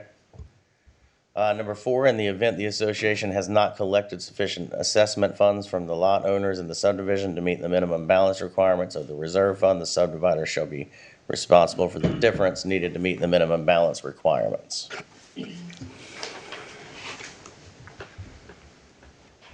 Applications to turn over maintenance responsibility to the association for common areas, common features, or private infrastructure prior to conveyance of 75% of the lots in the subdivision may be reviewed by the Board of Commissioners.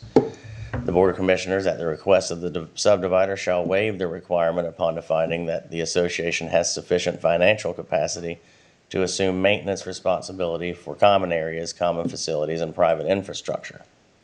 And additional language says a developer may elect to transfer maintenance responsibility of a completed phase of a subdivision prior to subsequent phases being completed, even though the phase represents fewer than 75% of the lots, which is the trigger in the language earlier.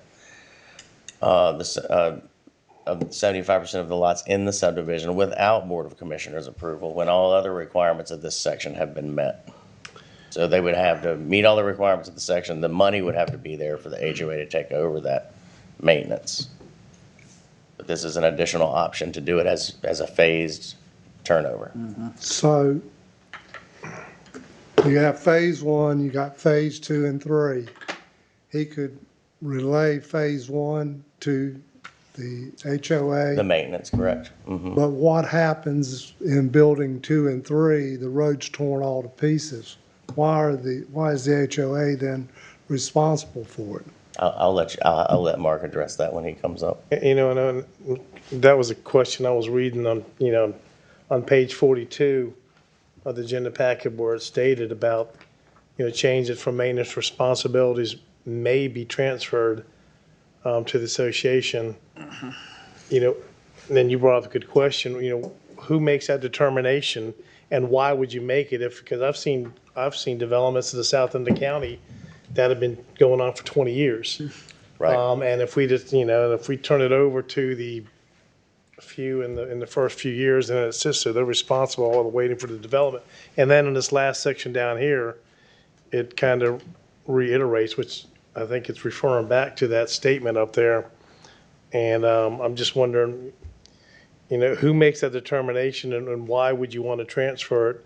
I mean, some developments that are going fast would make sense, but some developments that are having hardship or not selling them, allowing them to get out of teaming up with the maintenance now, turn it over, and then it's just sitting there forever. I mean, I just.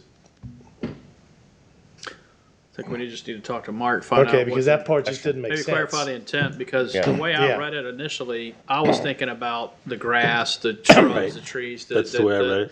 not necessarily the road. And that goes back to the, paragraph before that, or paragraph 3, where we were talking about the road, that they have to keep those basically until they're turned over. And you could see where if you had a multi-phase, you may not develop phase 3 and 4 for years. Long So time. And Well, the the other HOA thing may is, too- want to take Correct. over, right? Well, the other thing is too, sorry, my mic was But off. then The it other thing is states too, in if there they that have to drive through commissioners- phase one to go to phase 4 where they're working and they're not driving pickup trucks and cars, they're driving dump trucks and But am I coastal ready reading mix this trucks. I mean, correctly? that's gonna damage the roads on phase 1 or whatever if they gotta ride That's through what it. we talked about, the developer keeping the roads. Yeah, I Until mean, that's they're gonna be your DOT. most expensive part. Right, until they're turned over to But do I DOT. read this last section then again, Jason, is that if they wanted to turn it over, it would have to come before the board for us to approve it? The current language, the non-underlined part is Yes. already in there, and so they currently, the way the ordinance is Yeah, written, so if would they have to wanna- come before you for It permission. does to make the determination Correct. that it's, but the underlined wants to take that power away from us now. It's an additional option for doing it through a phase, which doesn't exist currently, and it does provide for them to be able to do that without coming before the board, yes. And just as a point of context, I think part of what drove this was subdivisions frustrated at the length of time it takes to become their project. So I think this is a step in the right direction of, assuaging their issues, their challenges. And also, I would hope it would help expedite the transfer to the residents rather than go on for significant periods of time. Okay? Good luck. The requested text amendment is consistent with the goals, objectives, and policies of the Imagine Currituck 2040 Vision Plan and the UDO, including UDO purpose and intent 1.3.E, F, and M, as well as Imagine Currituck 2040 Vision Plan Transportation Goal 1 and Transportation Policy 1.5. Planning Board and staff recommend approval of the proposed text amendment because it is in the general conformance with the Unified Development Ordinance and is consistent with the Imagine Currituck 2040 Vision Plan, specifically UDO purpose and intent sections 1.3 E, F, and M, and Imagine Currituck 2040 Vision Plan Transportation Goal 1 and Policy 1.5. I'd be happy to answer any more questions that you have. Any more for Jason? All right, thank you, sir. Thank you. Mark, you're up. Good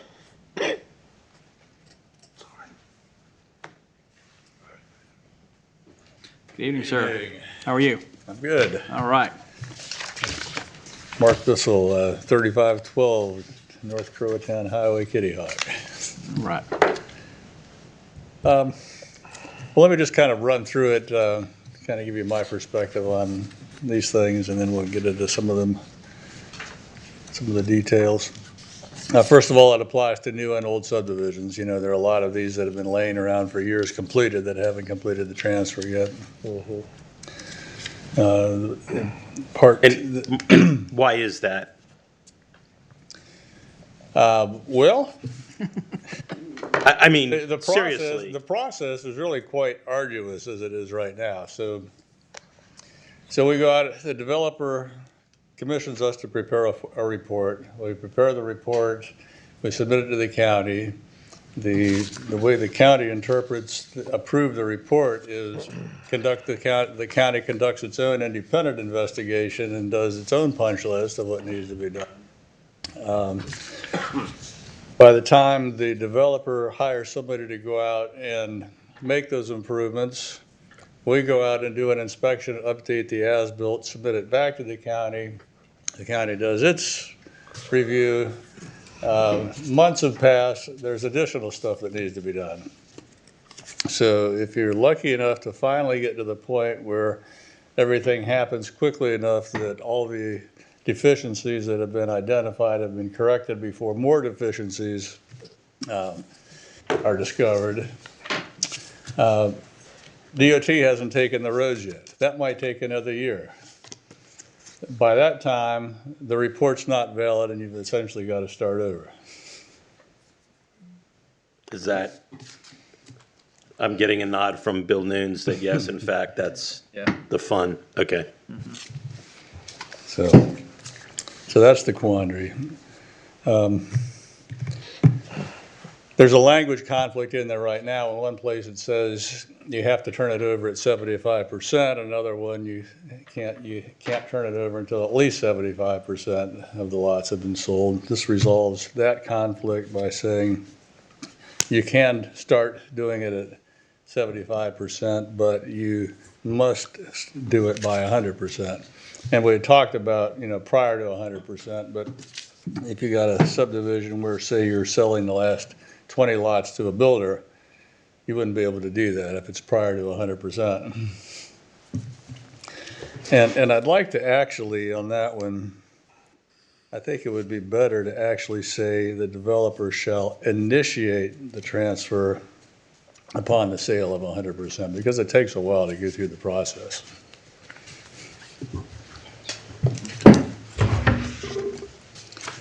The report, the review of the report, generally we do identify deficiencies that need to be corrected by the developer prior to the turnover.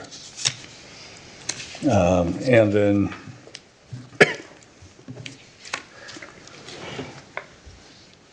then you also have to transfer the stormwater permit to the association, and that can take a little while, and they have to accept the permit.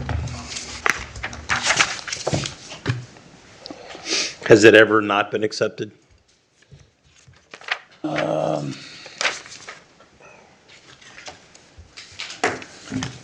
Seems like there is a case. I'm trying to remember what the circumstances were, where we had to go to the state and try to convince the state to transfer the permit without the HOA. And maybe it was a case where the HOA either wasn't active anymore, didn't have an active president or what have you, and they had to do it without the HOA president signing off on the permit transfer. Is it?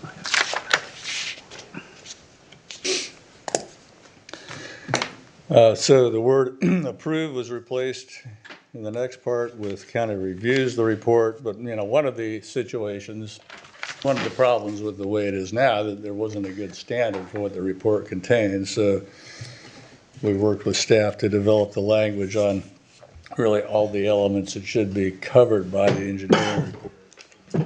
Makes it easier for them to just kind of review it and check off that those elements are there instead of having to do an independent review of the subdivision. So along those lines, the inventory of the vegetated buffers, is that good language or?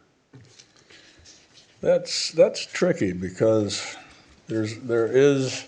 I mean, a photograph to me is fine, but as I listened to you talking about that earlier, it occurred to me that there's really no standard for the caliber of a tree in a vegetative buffer. And so if it's something that's happening early on, it's difficult to tell a tree from a weed sometimes. In fact, there was a whole buffer that was cut down over at Lakeview by a homeowner who didn't even know that there was a buffer there with a riding mower. But generally on an as-built, we'll go out and actually shoot the trees. I completely understand that. I don't want to put language in there that becomes a bone of contention, right? Or how defined. And photo would be fine, right? I mean, do you see anybody in planning have an issue with that? But I think if, you're held to counting the number of daffodils. Well, the real thing that you guys do when you design a neighborhood, you have to meet whatever buffers you have to put in and things of that nature. Right, there have to be so many trees per 100 feet of buffer. Right, and we typically will actually survey those in. It doesn't take long to do it with a GPS. Right, and you've had instances where that buffer or a tree was planted in someone's yard, and they decided they didn't like that tree and tore it out. Right. And they don't want the developer coming back and replanting it. Right. That's why we came up with the language to allow the HOA to take care of it. Okay. Well, and it seems to me some of that could be handled with the as-built. So, before the person could take ownership of the property, you have an as-built survey done, right? Right. And it seems like if it's on the as-built, then that should be good enough for us going forward, right? And then a year later, they tear it out and you're moved on to phase 2 and you come back, it's been torn out, so that the developer's not held to a liability that wasn't of their making. Well, that's a good point also. What if you broke it down and defined it as woody vegetation? Well, So you can get away from the pansies type. Well, if we're using an existing wooded area as a tree buffer, for example, we won't survey individual trees. Right, it's just called out that it's there. My only question, my only issue, and I agree with you, I think that's great, but to protect the homeowner, most homeowners aren't going to know a live tree from a dead tree. Right. So if the tree died over the summer, right? But I think the as-built, right, the walkthrough. They did their part. Yep. They put the tree in. I right? agree. You can't help it if it dies. That's right. Whatever. I like that. Okay. But, this doesn't really solve that problem the way we propose it. It allows the developer to get out of the process at that point by putting up actual cash and additional cash in the reserve account, but it doesn't. I agree that there should be a provision that just absolves them of liability altogether if the homeowner has chopped down the tree or something. Right. Johnny Appleseed's coming along, so. What if North Carolina follows the leads of other states and calls for the eradication of the Bradford pears? Well, do y'all even plant Bradford pears anymore? Not that I'm aware of. Because they disappeared off the recommended trees off of the county. There are some subdivisions that still got them. Well, like River's Edge has a bunch. They'll get to replant. They've been around for what, since 2003, 21 years? 20 of them on my driveway. Lucky. Yeah, you do. Keep you busy after storms. Yeah, when they split. Because they're off the county's recommended tree list. Currituck County leading again. All right. Oh, way longer than that. Yes, ma'am. So, Mr. Bissell, how do these changes benefit a homeowners association? What's the benefit to the homeowners association having this in place? What's Well, the at some point, they need to take control of their own destiny. If you have an active HOA that has been properly funded,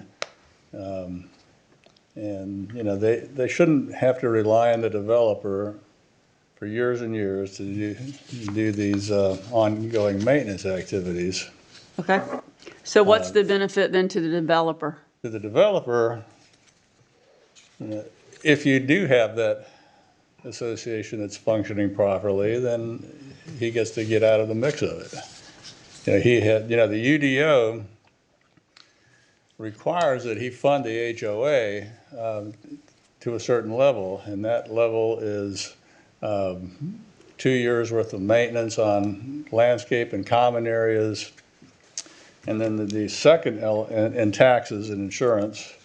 And then the third element of that is the road, 10% of the roadway cost. Now, that is the one that's causing a real problem, because if a developer turns it over prior to the roads being taken by DOT, then he's going to lose that 10%.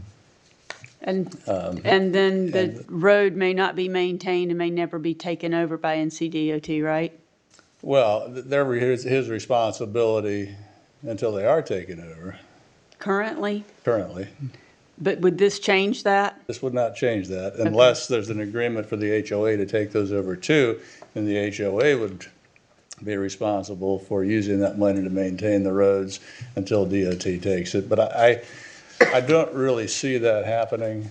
I don't think, it complicates things for the developer to take the roads and turn them over to the HOA, and then the HOA to turn them over to DOT. That's not a common thing? Pardon? No. That's not common? In fact, I'd be okay taking that out. My concern on that would be most homeowners associations are not going to know what's necessary to maintain roads. And so if it's turned over to an HOA prematurely, there is a significant risk of we have road failure or road issues. They, for whatever reason, the funds aren't there. DOT won't take it over. Then the developer is going to be brought back in to fix it. Right. Or it just Although never not gets required turned to. over. What's that? Or it never gets turned over, and Right. And that's what's the subdivision where I live in. Phase 2, we have an HOA. Our roads are maintained by NCDOT. Phase 1 was never turned over to NCDOT, and they're now in disrepair and have no HOA. So it does happen, but it's not common, you say, right? It's in my neighborhood like that. We have no HOA and the roads are Right. private in disarray, so, and we got turned over. And then I have one more question. So explain to me then how the county benefits. How does our staff, one of the things that Mr. Littoral mentioned is that this actually makes it easier on the staff. So how does it benefit them? It does, because the staff doesn't have to go out and do independent inspections and verifications, make sure that they don't have to go out and agree that these are the deficiencies that need to be corrected. They don't have to go out and make sure that those have been corrected after the fact. And they can rely on the certification. Thank you. But who would be responsible to make sure that they've been corrected? HOA. They're passing down to the HOA is what it sounds like, right? The way it typically works is that we'll provide a report, we'll do the report, we'll identify corrective actions that need to take place. Once those corrective actions have been completed, we will amend the report to show that that's been done, including photographic evidence. But then, but who accepts that report? And then county staff accepts the report. And then at what point does the HOA accept the report? I don't know if they would. I guess when you turn it over, Upon, yeah, upon turnover. But I think to Kitty's point, I guess the engineer's stamp, but you found a deficiency, you fixed the deficiency, and here's the evidence that it was fixed, is what you said, right? Okay.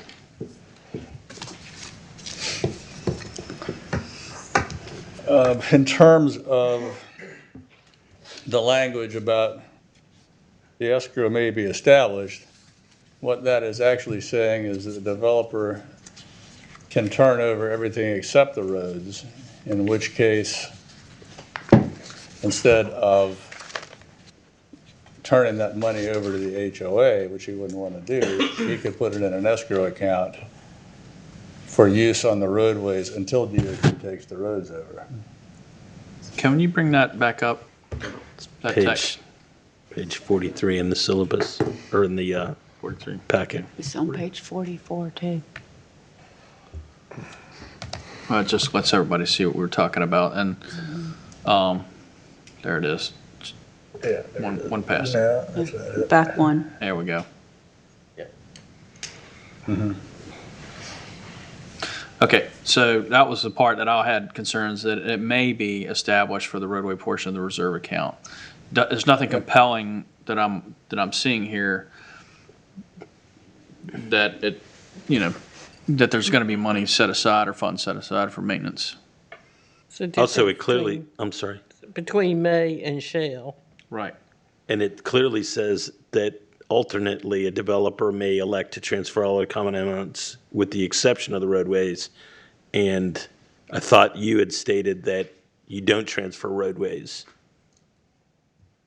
Well, in that case, he would be turning over the entire reserve account to the HOA, including the portion that would be for roadway maintenance.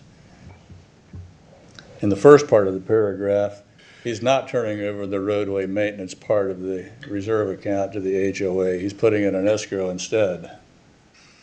So it should be shall, It not will be may. established or shall, yeah. An escrow shall be. Roadways that are being. Well, I would say it could be amended to say for roadways that are being transferred to DOT but have not been accepted yet. Yeah, it's the case when Right. There's going to be when you're turning lag. everything else except the roads over to the HOA. That's the only time this applies. But DOT hasn't accepted the roads yet. The developer is still responsible for maintaining it, but he's not going to be required to take that roadway portion of the reserve account that's already been agreed to by the county staff and put that into the control of the HOA. He's going to put that in an escrow account instead. All right, so now to the attorney. Does that make sense? How you read that? A developer may elect. I'm not Can you sure. repeat the question? So, there's no. Is there? Can we go back to do you have? I'm previous- where you are. Right. Look at what leads up to that. Yeah, number 3. Yeah. So I just want to ensure that we're thinking about this the right way legally. Is there a requirement right now for an escrow account for road maintenance to be held? No, the Okay. developer is just responsible for maintaining Okay. them until DOT takes them. Right. Then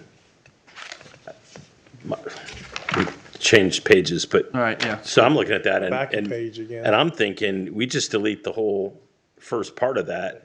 And a developer may elect to transfer all other common elements to the HOA, but will retain ownership of the roadways until NCDOT has accepted them for maintenance. Period.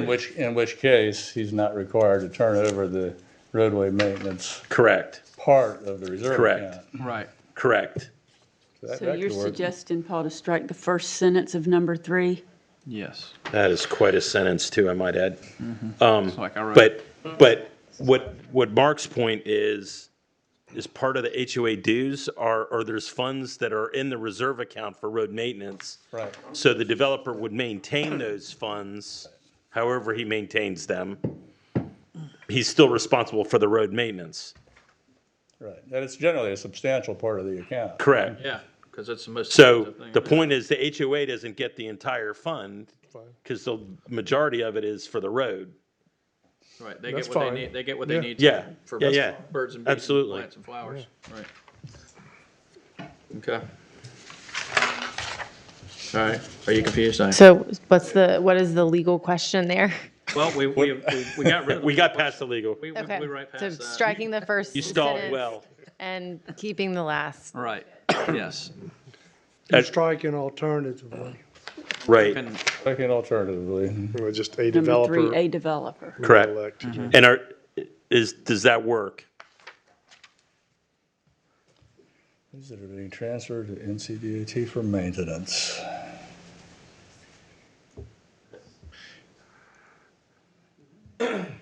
Well, just like Selena, like you said on your case in your neighborhood, you ride through one, it's a rough ride. But when you get into two, you can tell it's Yep. perfect example. Well, And that's going to happen in a lot of I them. was just gonna. So I think if you strike the first sentence, instead of it saying developer may elect in the second, it would say shall elect. In the second sentence? Yes. May. the first. No, I'm talking, well, I would like, It says may. Right. But if we're that would striking remain. the second, would that not need to say shall? I think Paul, as I read this, a developer may elect to transfer, so he can transfer everything other than, he may elect to transfer everything Okay, and over shall retain ownership. and shall retain ownership of the roadways. Yeah. Yes. Okay. Accepted by Yeah. NCDOT. Yep, there you go. Before retain, there should be a shall. yes. and Megan shall knew there was a retain. shall in there somewhere. Right. And Yeah. shall retain ownership, yep. All right, Have we completely Yes. confused you yet? Because, No, that's okay. I'm just wondering if there's still something we need to say about the reserve account. I agree because- that does. Because Funds, generally, when we submit correct. an account up front, and this happens at subdivision approval time, we'll separate it into a permanent reserve account, which covers your 2 years of maintenance, taxes, insurance, those kinds of things, and a temporary reserve account that covers the roadways up until DOT takes them over, in which case that goes to zero. all right. I got the wording. Yeah, you do? Yeah. Okay. So it would read, I believe, for roadways that are being transferred to NCDOT for maintenance,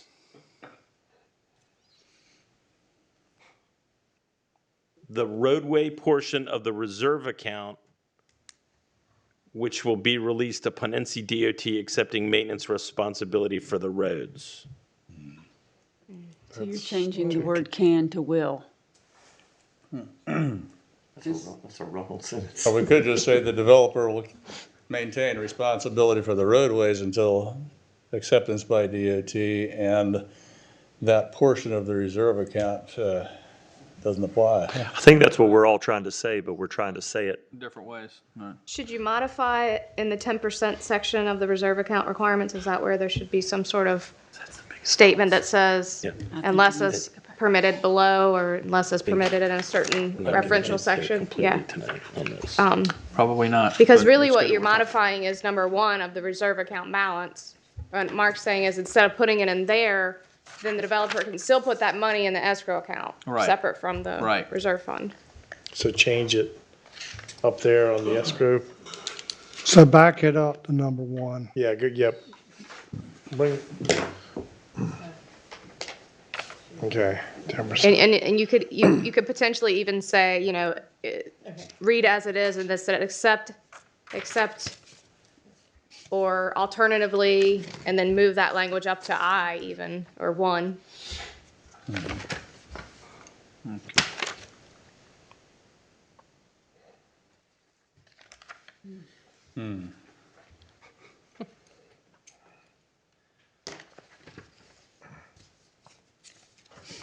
Okay, so we're gonna have to, there's no way we're getting this done tonight, I don't think. I would just. But I think we need to hash out the language and bring forward language changes so it reads correctly. So, I agree. We'll be here for another hour doing. right, well, I Killing think we need to keep going through it. And we Let's, need to let's see- get pointed in the right direction here so Yes. they can bring something cohesive back, instead of our botched, paragraph 3. And now one Well, C, I think number 1. between them working through it, they can figure out where it should best land within the EDA, right? Yes. Right. I got a yes out of Jason, so I'm gonna go with that. Bill was nodding. Bill's his head, kind of too. nodding, so He was that's nodding. good. Yeah, okay, all right. All right, Mark, where are we at now? And then the last item is, on these large subdivisions, say 500 lot subdivision, that's gonna take 10 to 15 years to build out. You don't wanna wait 10 to 15 years for the HOA to start maintaining something that was developed, 10 years ago. Right. Okay, So so, that's- so typically, there's one HOA that oversees all of the phases? Or is it, Normally there is. so Commissioner Jarvis's case is like a worst-case scenario with multiple HOAs? Pine Island on the beach has multiple HOAs for the phases. Our phase has an HOA, the other phase does not. Right. Even There's Monterey another one Plaza, myself. Monterey Plaza has multiple condo. Yeah, PUDs. Single landed in are Mayock doesn't have an HOA. Right. Developments that have, a lot of different types of development within them, like may have a mini HOA that looks after a townhome section, but then there's a Right, a blanket HOA that looks after everything. Yeah, we have a master association, for instance, at Monterey Plaza in Corolla that maintains the parking lot, the lights, and those common areas that are common to everyone, but each building has its own condo to pay for its own roof, painting, and things of that nature. And some funds go to the master, some go to this, some go to that. Just to further complicate everything.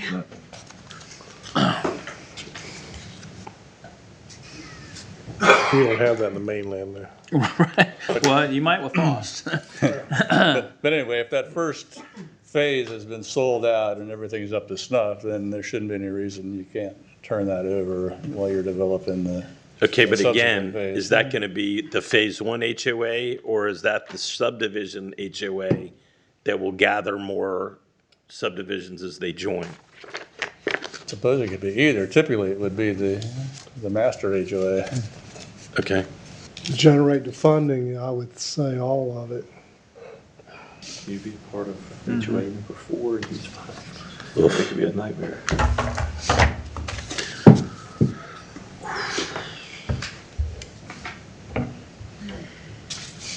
Well, and the nice part is, I guess we Works that way too. may like to transfer maintenance responsibility to the phase of it.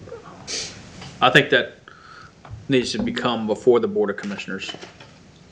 Where the first paragraph that's unaltered, the Board of Commissioners at the request of subdivider shall waive requirement.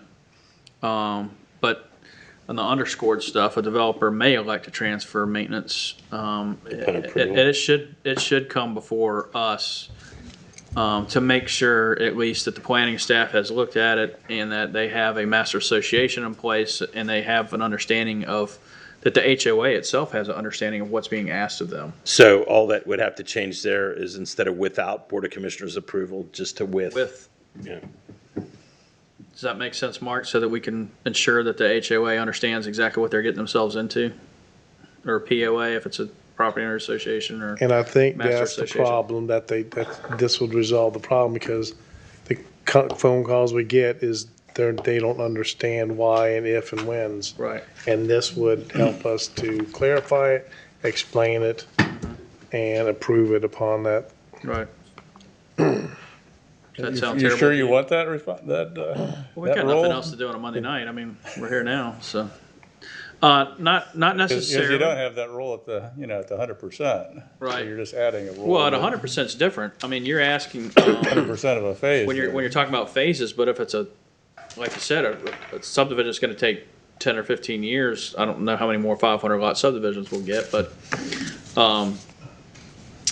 it seems like it's at least prudent to understand and make sure that they understand what they're getting themselves into and that it's properly funded, so we don't end up with a situation like Selena had in her neighborhood where, one half the neighborhood's not being taken care of because there is no HOA. I don't know. Coles Bay's the same way. So Coles Bay is Colony. it a responsibility the board would like to, or an issue we would want to see before us and deal with? or put on future boards. I'll be I mean, fine in it- December. It protects them for, it's mainly, like you said, the most expensive part's gonna be the road. I mean, if the road's got potholes the size of Right. that table, I mean, and they have no money or no say, I mean, I would like it, I mean, personally, I'd like to come before the board, that way we can make sure everything's, the funds are there and see, especially on a big project, Right. because this doesn't decide for what size project or anything, but this way we can discuss it and make sure and give the homeowners, go ahead. No, I think, I just would I would hate to see this become a 1 hour session of we're transferring ownership of the Right. HOA. If I mean- everything's in place and they can say, here's the this and this and this, and present it to us, it And if- shouldn't take an hour. Right, and there's a standard, here's what you're doing, here's what you're Right. signing up for, do you agree? But if they came before us and say, well, we don't have all the funds here and there, and they can't present it to us, then. Then Well, it's they, not they gonna- can't even turn it over though, according to your UDO. Because staff right now verifies that those funds are there before Right, the turnover occurs. right. So all that would be in place first, Mike. I mean, you're basically looking at a checklist when they come before us to make sure that everything's been checked off the list, I guess. But does that create a bunch more work for the staff? I mean, you already have to, Your staff to do their jobs, to make sure that that stuff's all in place. To just let them do their jobs? Well, I think go back to Selena, Yeah, well, yeah. there's So that. Bill said, leave it the way it is. Let them do their I mean, job. if that's one of the goals, which, Mr. Bissell said that the benefit to the staff is that, it does, they don't have to do as many steps and as many approvals. So if that's one of the benefits of the text amendment, then let's leave it. Because, I Certainly. mean, Bill, you guys do that all the time. I know in the Gables, whatever, and I had to recuse myself because I did plant those trees. And then like all 2 died. years later, no, they didn't, it was like 6. 2 years later, I think they had to add Yeah. 31 Yeah. more trees. yeah. I didn't plant those, but they did have to put more in a couple years later for like that checklist. And in meeting, when I first got into this position, meeting with developers and engineers, we asked what were we doing good, what were we gonna ban, what was your frustrations? And this was one of the frustrations, that it's like a catch-22. It's a never-ending cycle that we can't get something turned over. so this would Because, streamline it. because, like Mark said, they find deficiencies, they fix them. By the time we go out and inspect it, something else has happened, a curb's cracked or sidewalk's cracked. Then they gotta go through the whole process and it never gets, we got stuff from 2013 that hasn't been turned over because of things like this. Okay. So you're saying, Bill, the way it is right now is working fine? No, I think- no. Yeah, I thought that's what I just heard No, him it's say. not working fine. Oh, That's why okay. this is why, one of the reasons they're in No, agreement. I This meant, would I'm streamline sorry. it, right? I meant to adding this, where we were talking about the commissioners reviewing it. Right, Yeah. so he's So already- I'm referring to that Don't last say leave section right there. Leave us out of it. Yeah. But that's what I was, I'm sorry about. The Just think last you're adding section another about layer of government. Having it to come before the commissioners, you don't see a need for that then? I don't see a need if if your staff's doing their job, Mike. Okay. All We're right, doing that now, verifying that information. okay. Owen, you, What if we somehow or another, if it's just one phase and they turn it over, if it's a multi-phase, Oy, let them come in and come before the board. If it's just one phase, let the staff approve it. The issue is, it seems like we're just adding, we're piling more work on basically. So now If the staff staff has says to be it here can work later. like that, and they're Right. doing their job, then okay. I mean, they do that all the time. I mean, like in Glenmore by the school, there was more trees installed. I didn't plant those. Wentworth, same thing. I didn't plant those. And Waterley, more trees installed. Same thing. I didn't plant those. I think we get the, We get I it. did get to mulch them for no more additional money, but Okay. Well, I think the most important thing, I know the staff, if it's just repetition, but we have to look out for the homeowners too. right. So. Well, that's why we're having this discussion is what to best represent them as Yeah. well, to understand, make sure they understand what's going on. Most people that have had a HOA get it, right? But a multi-phase subdivision that, to use your way, a 500 lot subdivision that may take 10 years or 15 years, you got phase one's completed in the first 2 years of it, and I think that was one of the main sticking points was the roads. We've addressed that, and if you have somebody drive over somebody's yard with a dump truck or a low boy or something like that, then the developer's gonna get plenty of phone calls about that, or the Well, like you said, if phase one, like Salinas is an example and Waterley is another one, if you go to phase two, phase three, phase four, whatever to Waterley, every one of them goes down phase one. And then there's there's potholes in the roads or whatever. So if phase one was turned over, the road part, well, we're not turning the road over. okay, good, because that's where you're gonna have their issue, because if the road was turned over to that guy in phase one, and then he's responsible because the dump truck or the concrete truck puts a pothole the size of that table, that's expensive. Even just the patch is expensive. And that's not what we're talking about here, Yeah, so. I think it's generally pretty black and white. Either the improvements have been made and the funds are in place or they're not. Right. And in terms of the roads, it's up to DOT. Right.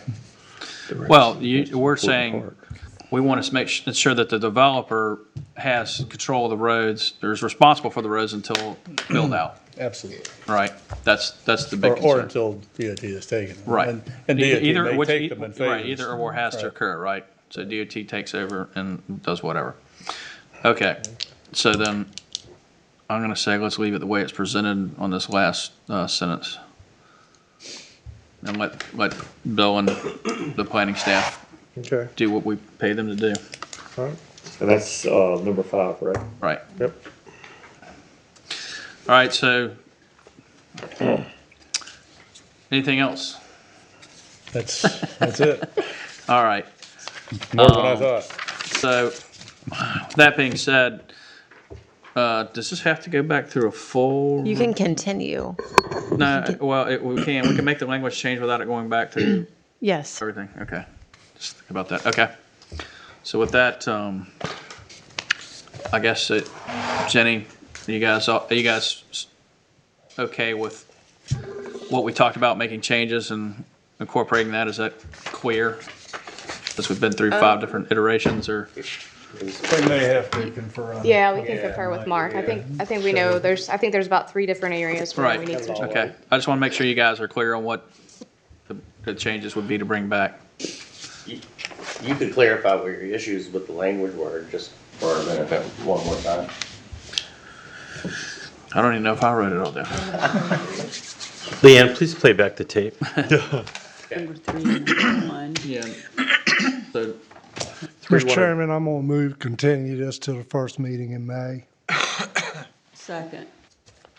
do we need to put that date down with that motion? It's May 6th. It's May my 6th, birthday. thank you. Don't all get me a gift that night. Oh, thank goodness. All right, we have a motion. Yes, sir. Anything else? Is there any way we could continue for just 2 weeks? 'Cause we got. That should be We've sufficient got time. one that's really on the verge of being turned over. Okay. We're counting on this. How do you guys feel about bringing that back in 2 weeks instead of a month? I think we can do that. Okay, all right, so would That's you April like to? 15th. I will amend it to the second meeting in April. April 15th. Yes. So April 15th, meeting. I'll Okay. still second it. All right, thank you. Any further discussion from the board? All in favor? Aye. Any Thank you. opposed? All right, thank you, sir. And with that, this was a public hearing, so that public hearing does stay open in the continuance. Okay. All right. Next up, we have PB 2407, Currituck County.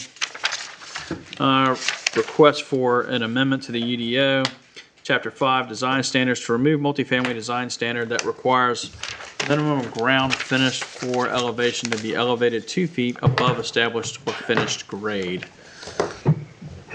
This was, Yep. Thank you, Mr. Chairman. thank you. The board may recall that there was a work session scheduled on November 13th of last year, scheduled to discuss several ordinance amendments that were requested by Saga related to a project in Monterey Shores. The board went through several of those requested amendments and gave direction to staff to bring back this one particular amendment at that time, which is to remove this multifamily design standard.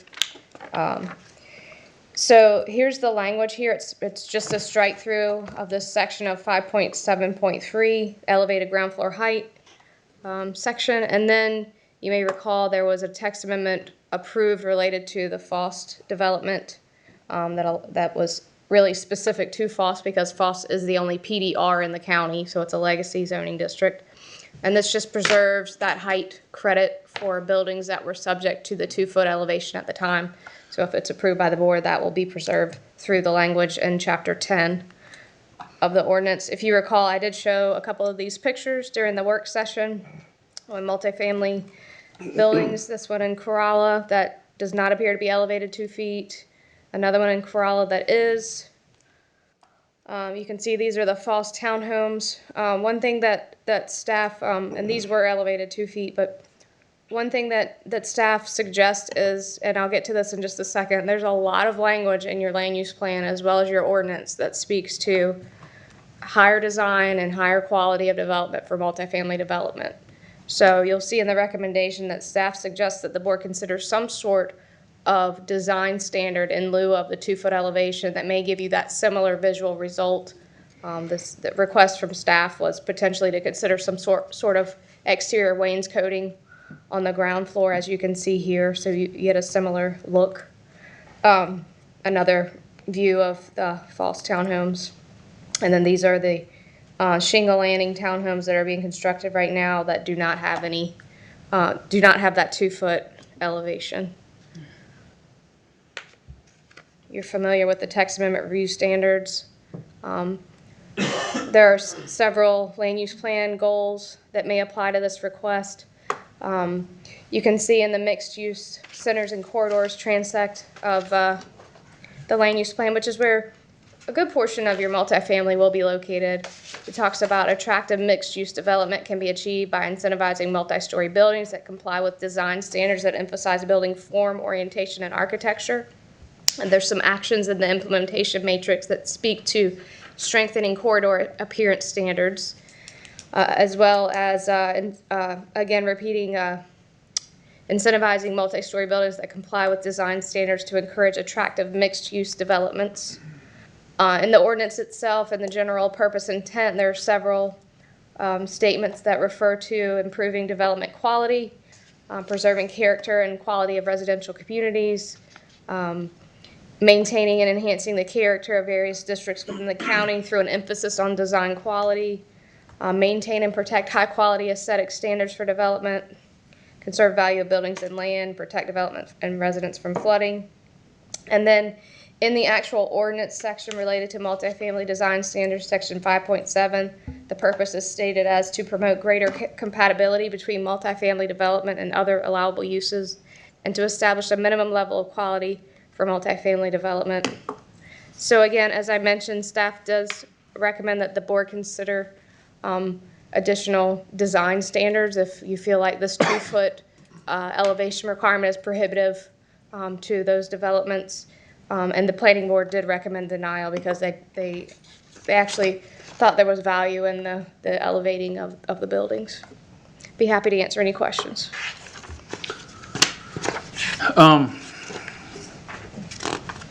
I guess I got the comments more than anything. So, but when this stuff, this have we haven't always had this elevation standard in the UDO. That's correct. It was put in as part of the Currituck Station Right. Text amendment that implemented that, but also did affect other sections of the ordinance related to design quality. Okay, and I just it's. I guess I don't, not being a planner, so we have commercial buildings that are fine. You got Hampton Inn, for instance, in Corolla. That's slab on grade, right?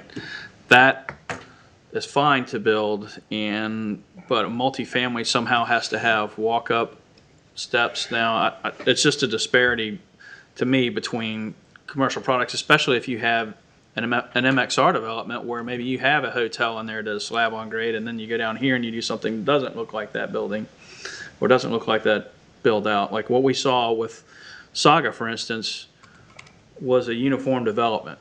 There was a purpose in it, and I can tell you now from having had to roll around with a wheelchair and a walker, wheelchair ramps suck as far as getting into spaces. So for me personally, I just realized the ADA compliant stuff, while great, how hard it actually is to utilize that stuff in time. Just observations more than anything. So. I have a question. In the planning board, Mr. Hurley asked about, or brought up the point about flooding. And I know because I just got my flood insurance policy. So because this is elevated, the current requirements require it to be elevated, does that automatically limit the chance of flooding or requirements of flood insurance and those types of things? No, flood insurance would be required only in special flood hazard areas. So just raising it wouldn't get you out of that flood zone?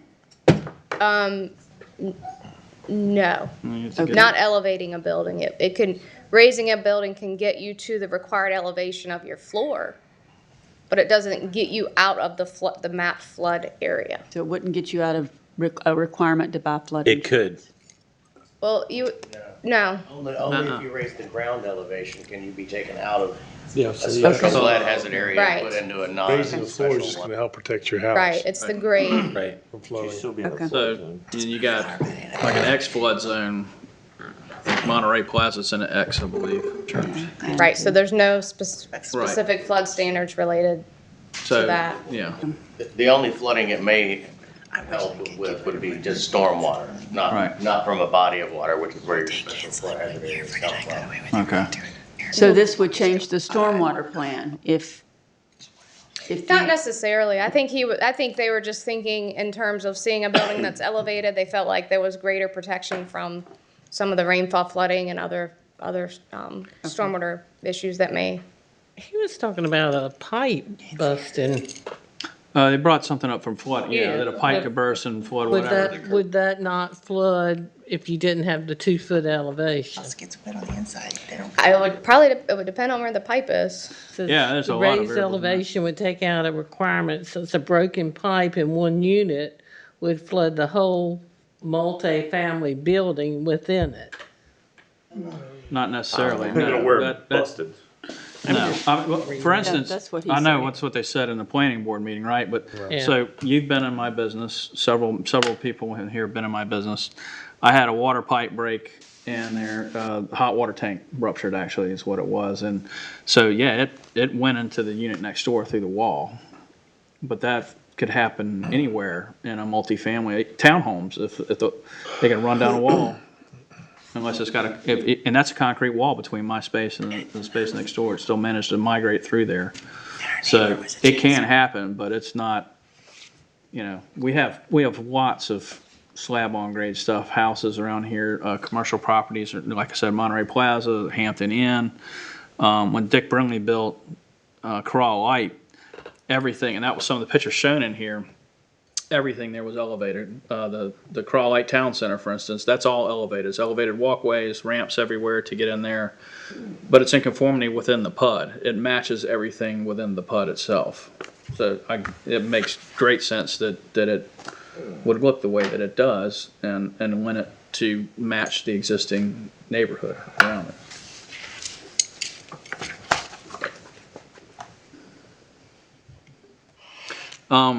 One of the things that occurs to me after reading this, that it may not be that we could allow for flexibility.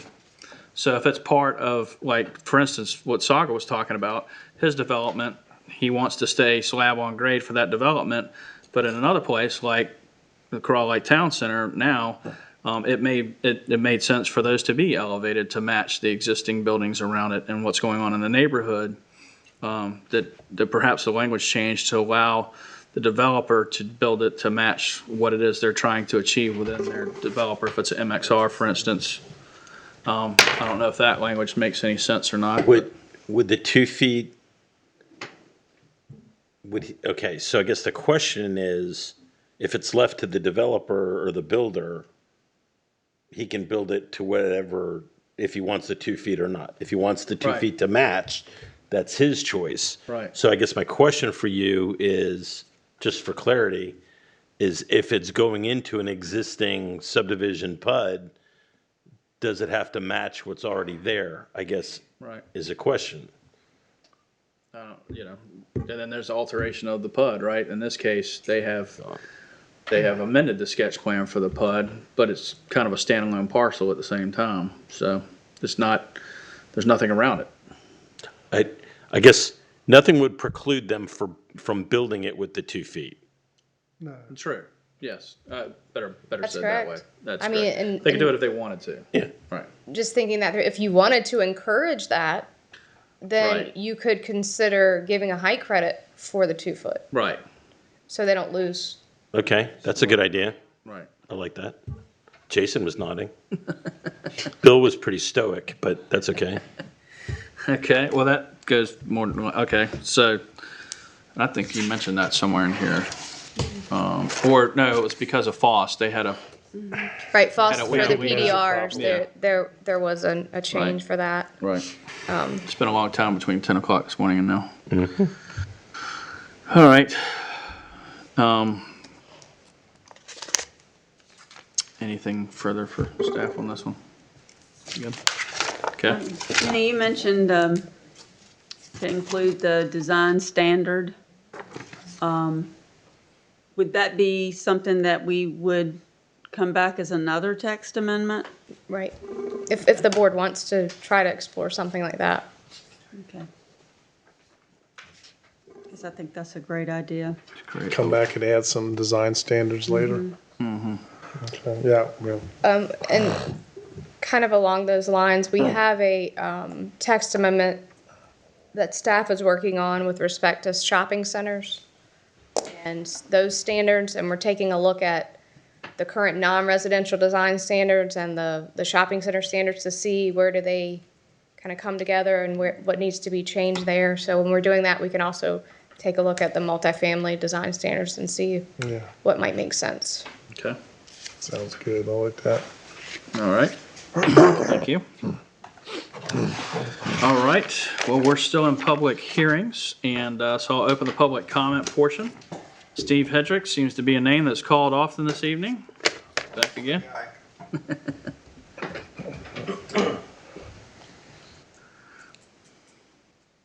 Evening Board, Steve Hedrick, 296 Summit Farms Trail.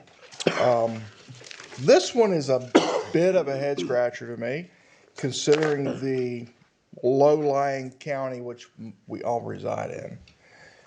With a heavy rain event, water stands. Even though that my property where I live in Summit Farms, we're flood zone X, but during a rain event, Matthew, I waded through, I don't know, 2.5 feet of water for about 2 weeks. So when it comes to flood zone, it's not a matter of if, but when. That's how we look at it from the real estate world, which is, my business.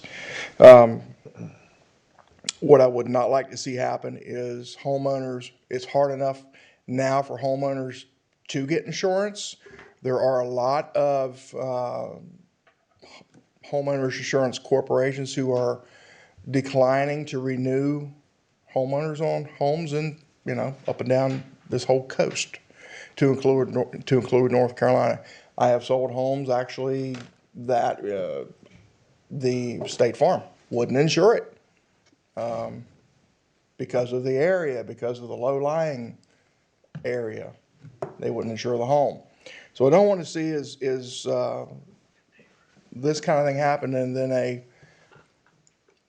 the buyer goes to find her homeowner's insurance, and it's like, oh, no, I'm sorry, we're not going to help you out here. I don't know if it could happen here with this in particular, but I've seen it in other places in the county. Again, during Matthew, even though we're all on crawl spaces, some of my neighbors across the street were on a crawl space, but they actually took water into their house on a crawl. So at least if you're 2 feet above finished grade, it's better than nothing, no matter if it is a step or two.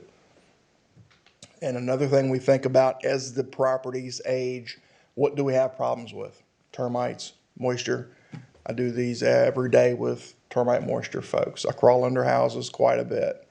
Termites in this area is not a matter, again, if but when. I think with the amount of water that would be around a property such as that on a slab without proper drainage, French drains, gutters, whatever you want to call it, I think you do run the risk for, in the future, for pests to invade. And if you get termites in the walls, then that's pretty hard. It's not so bad in the crawl space, but once in the walls, it's tough to worry about. So the planning board did deny this one, and I agree with that. Reading through the planning board minutes, I saw that to parrot their minutes, Saga asked the board for the change, and the board directed staff to create the text amendment. My constituents here behind me paid her $300 for a UDO amendment. Did the developers pay their money as well for this? Just my question. Thank you. Thank you. All right, that's the only person I have signed up tonight. Is there anyone else who would like to speak? All right, seeing none, I will close the public comment.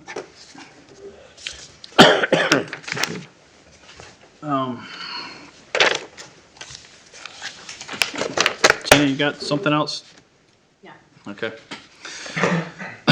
All right, so. For a clarification question, again, we did not have this standard prior to until we did the Currituck Station. Currituck Station. Currituck Station, correct? So we had, there's the tons of homes and buildings and stores in the county that are built slab on grade now, correct? All over the Right, place. it's multifamily only. Yeah, I'm sorry? It's multifamily is what we're talking about, multifamily Correct, yeah, buildings. but we have that currently in the county. all over Right, the and that text amendment was approved on June 15th, 2020. Okay, but prior to that, it was like it's always been. That standard was not there, that's correct. Right. But how many multifamily units did we have in the county until recently?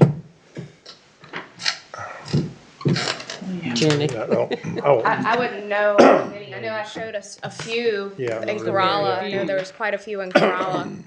But we added this just because of the Currituck Station we thought was Now, gonna be built. I mean, we have Shingle Landing, which received their zoning approval prior to the change. And they're Wild being Geese. built right now. Yeah, the wild geese is down there is all on slab, yeah. Yeah, that was built. And when- isn't, That's a long time ago.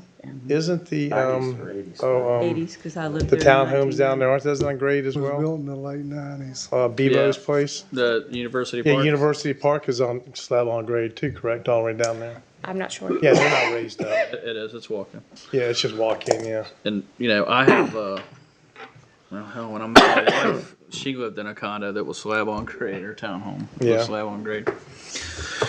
So, and it's not uncommon. I asked Mark Bissell why he's in here often, working in other counties and other municipalities, and he said it's pretty common for these things to not be, they're to slab on grade. And everyone around us has the same issues we do with elevation. But The other thing, Mr. Chairman, is it's not like there's no engineering or grading work that occurs before the structure's built on slab. There is definitely topography that's added. Fost, for example, has significant rise up to the structures. So, I mean, hurricanes are an unusual event. We had flood damage and we had water that flooded under our crawl, and it wasn't, nothing would prevent that either. So I don't know. Right. I think it's we have a stormwater plan now. for a reason. And, 10-acre exemption neighborhoods seem to catch it worse, especially some at farms, but. Okay. Well, anything further, any more discussion from the board on this one? I just would like to say that I think the most important reason for the requirement that we have currently is for aesthetics. And I think if you give builders a choice as to what they're going to build. They're going to go with the cheapest and most cost-efficient, not necessarily the best, but the most cost-efficient. And without the design standards in place, I think this is kind of a dangerous, because I think what we're doing is allowing a lesser quality. That's just my opinion. Well, so you're talking about design standards, or are you talking about what the staff suggested that we create Yeah, a look and feel to them, even though they're Right. slab on grade? right. And Okay. without that in place, I just feel Right. like it's Well, and creating a lesser quality right, product. and I have no problem with that. I don't think that and that's another thing we've had brought before us. We've rejected things because they Didn't look good. So, Well, and another thing I'll say, Selena, and I hear what you're saying too, but I work with a lot of homeowners that they're building their custom homes, and I'm designing the ductwork and stuff, and the discussions we have, they want a slab, and that they want a slab home, and they know where they're at, and they know where the flood. So what they'll do is they're bringing in fill to raise the land up, and then they're putting the slab on top of that. So they get the quality that they want, they get the slab that they want, but they're raising it up because they understand how their land drains, and they're putting their slab up high enough, on grade still, but high enough so they don't have the water infiltration. But then they're also building custom homes to where the standards are a lot nicer than some of the crawl space homes I see. We're not talking about custom homes, we're talking about multifamily. Well, but my point is though, is that even with multifamily though, you can still build the land up and to get above, you get the flood area. And we're gonna be adding, but you wanna add some of these, and I agree with that too, about the design standards. Adding something to that, which staff recommended as well. And when we talked about building the lot up, when they build the lot up, the water's got to go somewhere, and it's. But they're allowed to put so much fill on a piece of I know. property, yeah. well, we're talking about a major project, Yeah. generally speaking, that's going to Yeah, have and to it's meet gonna have stormwater, stormwater and stuff like all that. that stuff. So it's going to have to deal with all of that. No matter how you mess with the land, it's going to have to meet stormwater. Yeah, but getting back to my point is most designers understand how the land's gonna drain, and they're gonna put the fill to get it up. They're not gonna just put it down where water's gonna flood into the building. Right.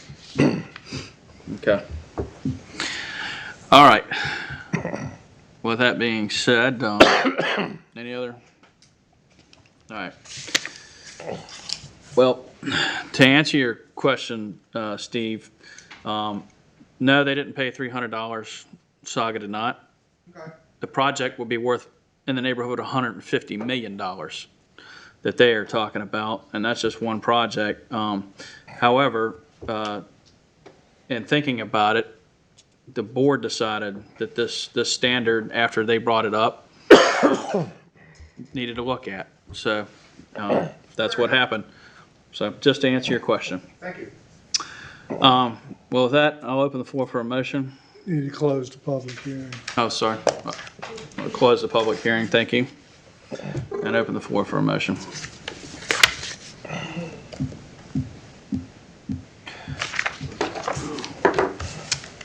And I'll move to approve PB 24-07 Currituck County Text Amendment because the request is in conformance with the general purpose and intent of the UDO and is consistent with the goals, objectives, and policies of the Imagine Currituck 2040 Vision Plan, including Land Use Goal 2.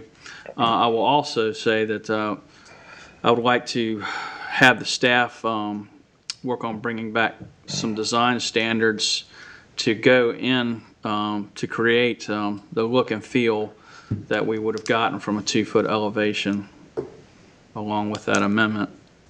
Was there anything, does that make sense enough for you guys? Okay. Second. Thank you. Any further discussion? All in favor? Aye. Opposed? No. Okay. All right.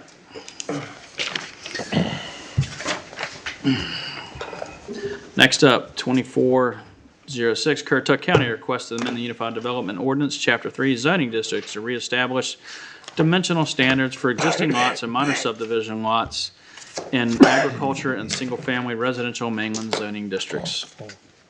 Thank you.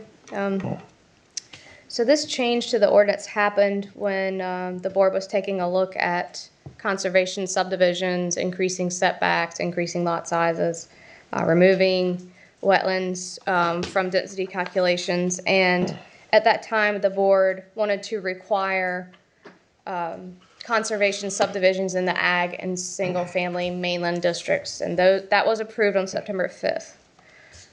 What staff realized after that text amendment was approved was that we still need a standard for those traditional development lots. So that text amendment just completely removed the traditional development option for new lots, but it did not leave those dimensional standards for staff to evaluate with respect to traditional development existing lots as well as minor subdivision lots. So this text amendment reestablishes all of those dimensional standards in the ordinance.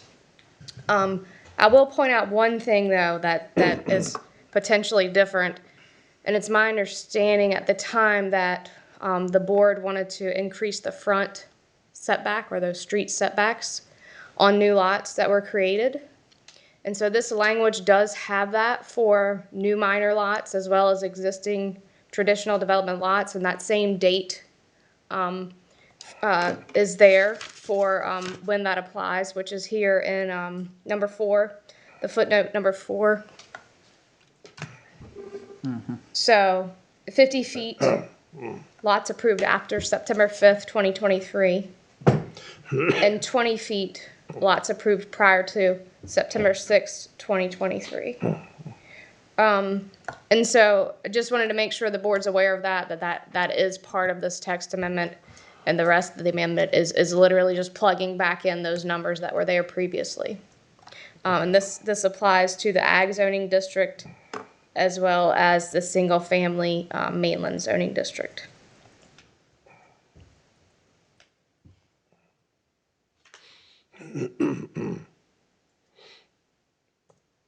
Jenny, what is the significance of the numbers right of the yellowed area?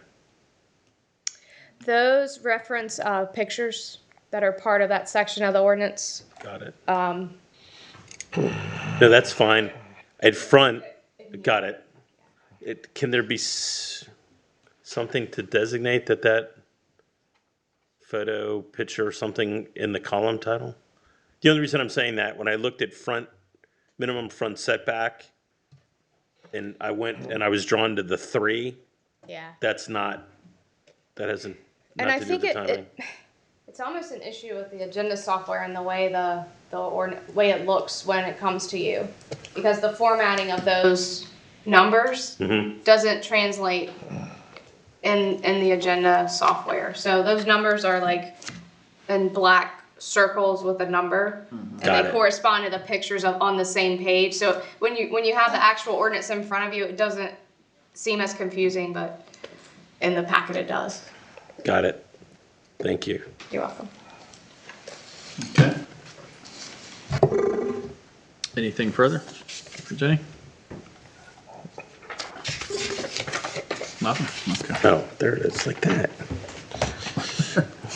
It's in high def on that. Okay, so going to, now that I got out of looking at the agenda and actually saw the slide, in the legend below, could you put something, and again, I don't know if it's obvious in the material itself and the UDO itself. If it's obvious, then irrelevant. But like for this, if we had like in the legend, like under 6, black circle with a number denotes a photo. Oh, like put the text in the. Yeah. It's a footnote. Yeah. Just a thought. Okay. All right. We can look at that. Okay. Anything else? All right. Thank you, Jenny. Once again, we are still under public hearings, and public comment is allowed. Let me just finish. Go ahead. I'm not done. I just realized I'm not done. I was going home. Text amendment review standards you guys are aware of, and then the text amendment's consistent with this land use goal of the Imagine Currituck 2040 vision plan, and the planning board and staff recommend approval because it's in conformance with the ordinance and the land use plan. Okay, thank you. All right, public comment.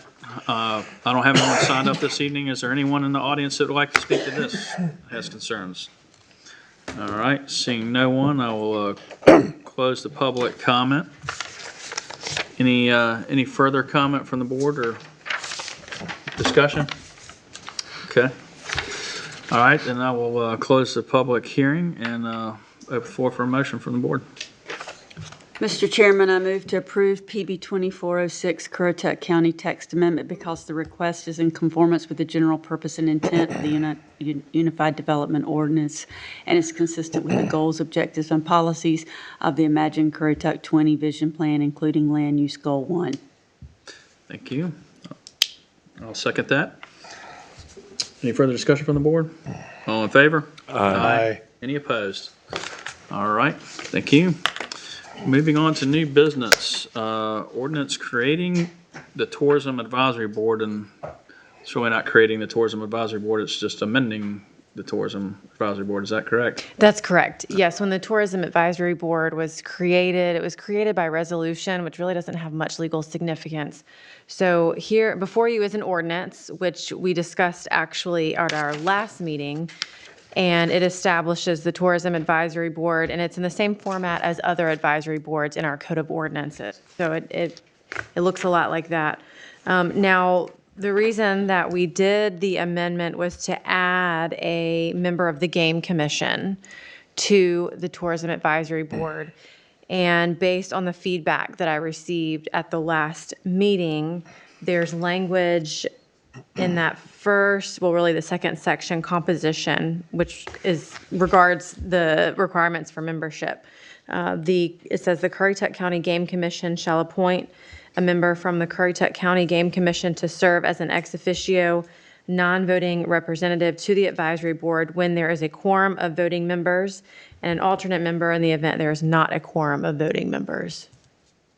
So I added that language in based on the comments received last meeting. And this is an ordinance, so it would require unanimous vote. Is that, So they're an alternate unless it's unless they don't have quorum, then they can step in. then they can step in, because That that could be a happens. voting member, Right. yes. And not to muddy the water tonight necessarily on this particular agenda item, but you had something else Cameron Yes. brought up today. I spoke with Tamron, the tourism director, and she also made a point that right now, and it always has been, that each member must be a resident of Currituck County or a representative of a tourism-related business or historical cultural attraction.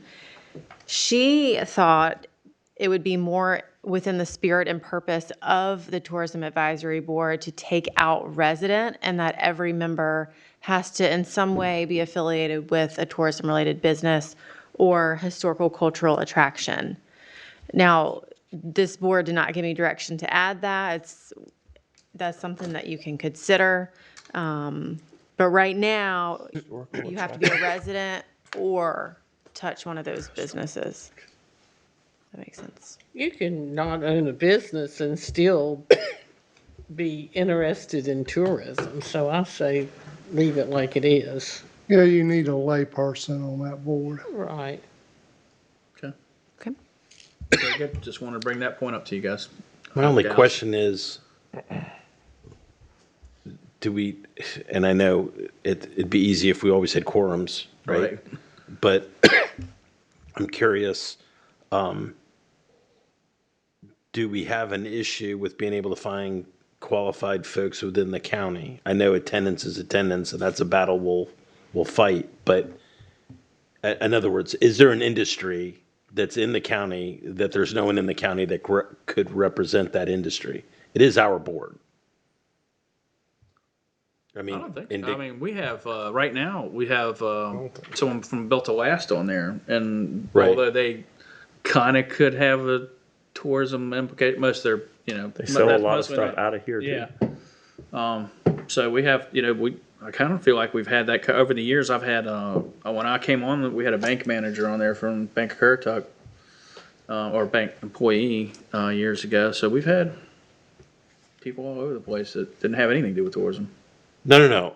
I'm sorry. My point was folks that could represent the county as residents of the county. In other words, how many boards do we have people in other counties that advise the Board of Commissioners? Oh, got it. So are you suggesting that say "and"? So each member must be a resident of Currituck County and a representative of a tourism-related business or historical cultural attraction? Is that what you're?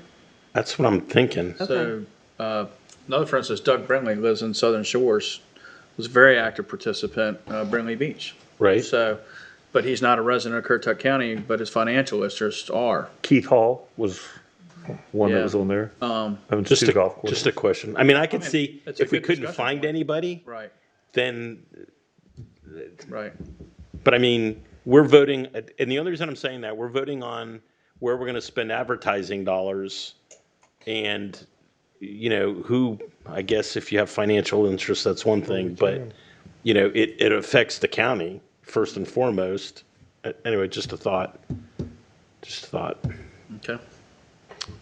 Well, today we've had Matt owned a restaurant, but he lived in Dare County as well. And sold the restaurant, so I replaced him with someone that, yeah, better fit the board. So, And I think the language does allow us to, they serve at our pleasure. So I think if, you know, when it comes to approving them, we should vet. And if we feel like there's someone who is a resident, I think that's up to us to, before we approve someone, to vet them.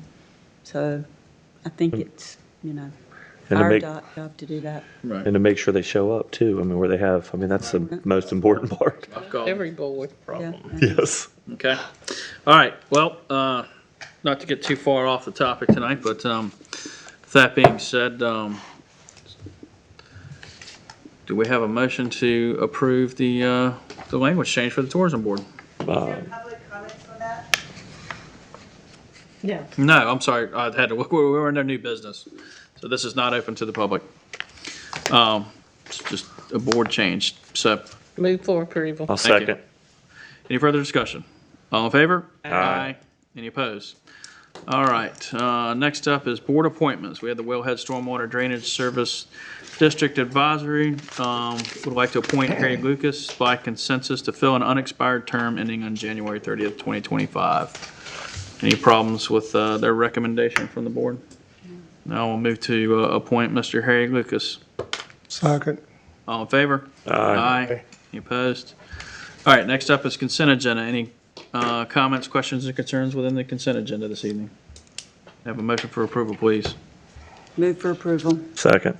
All in favor? Aye. Any opposed? All right, and can I have a motion to adjourn? So move. Second. All in favor? Aye. Thank you.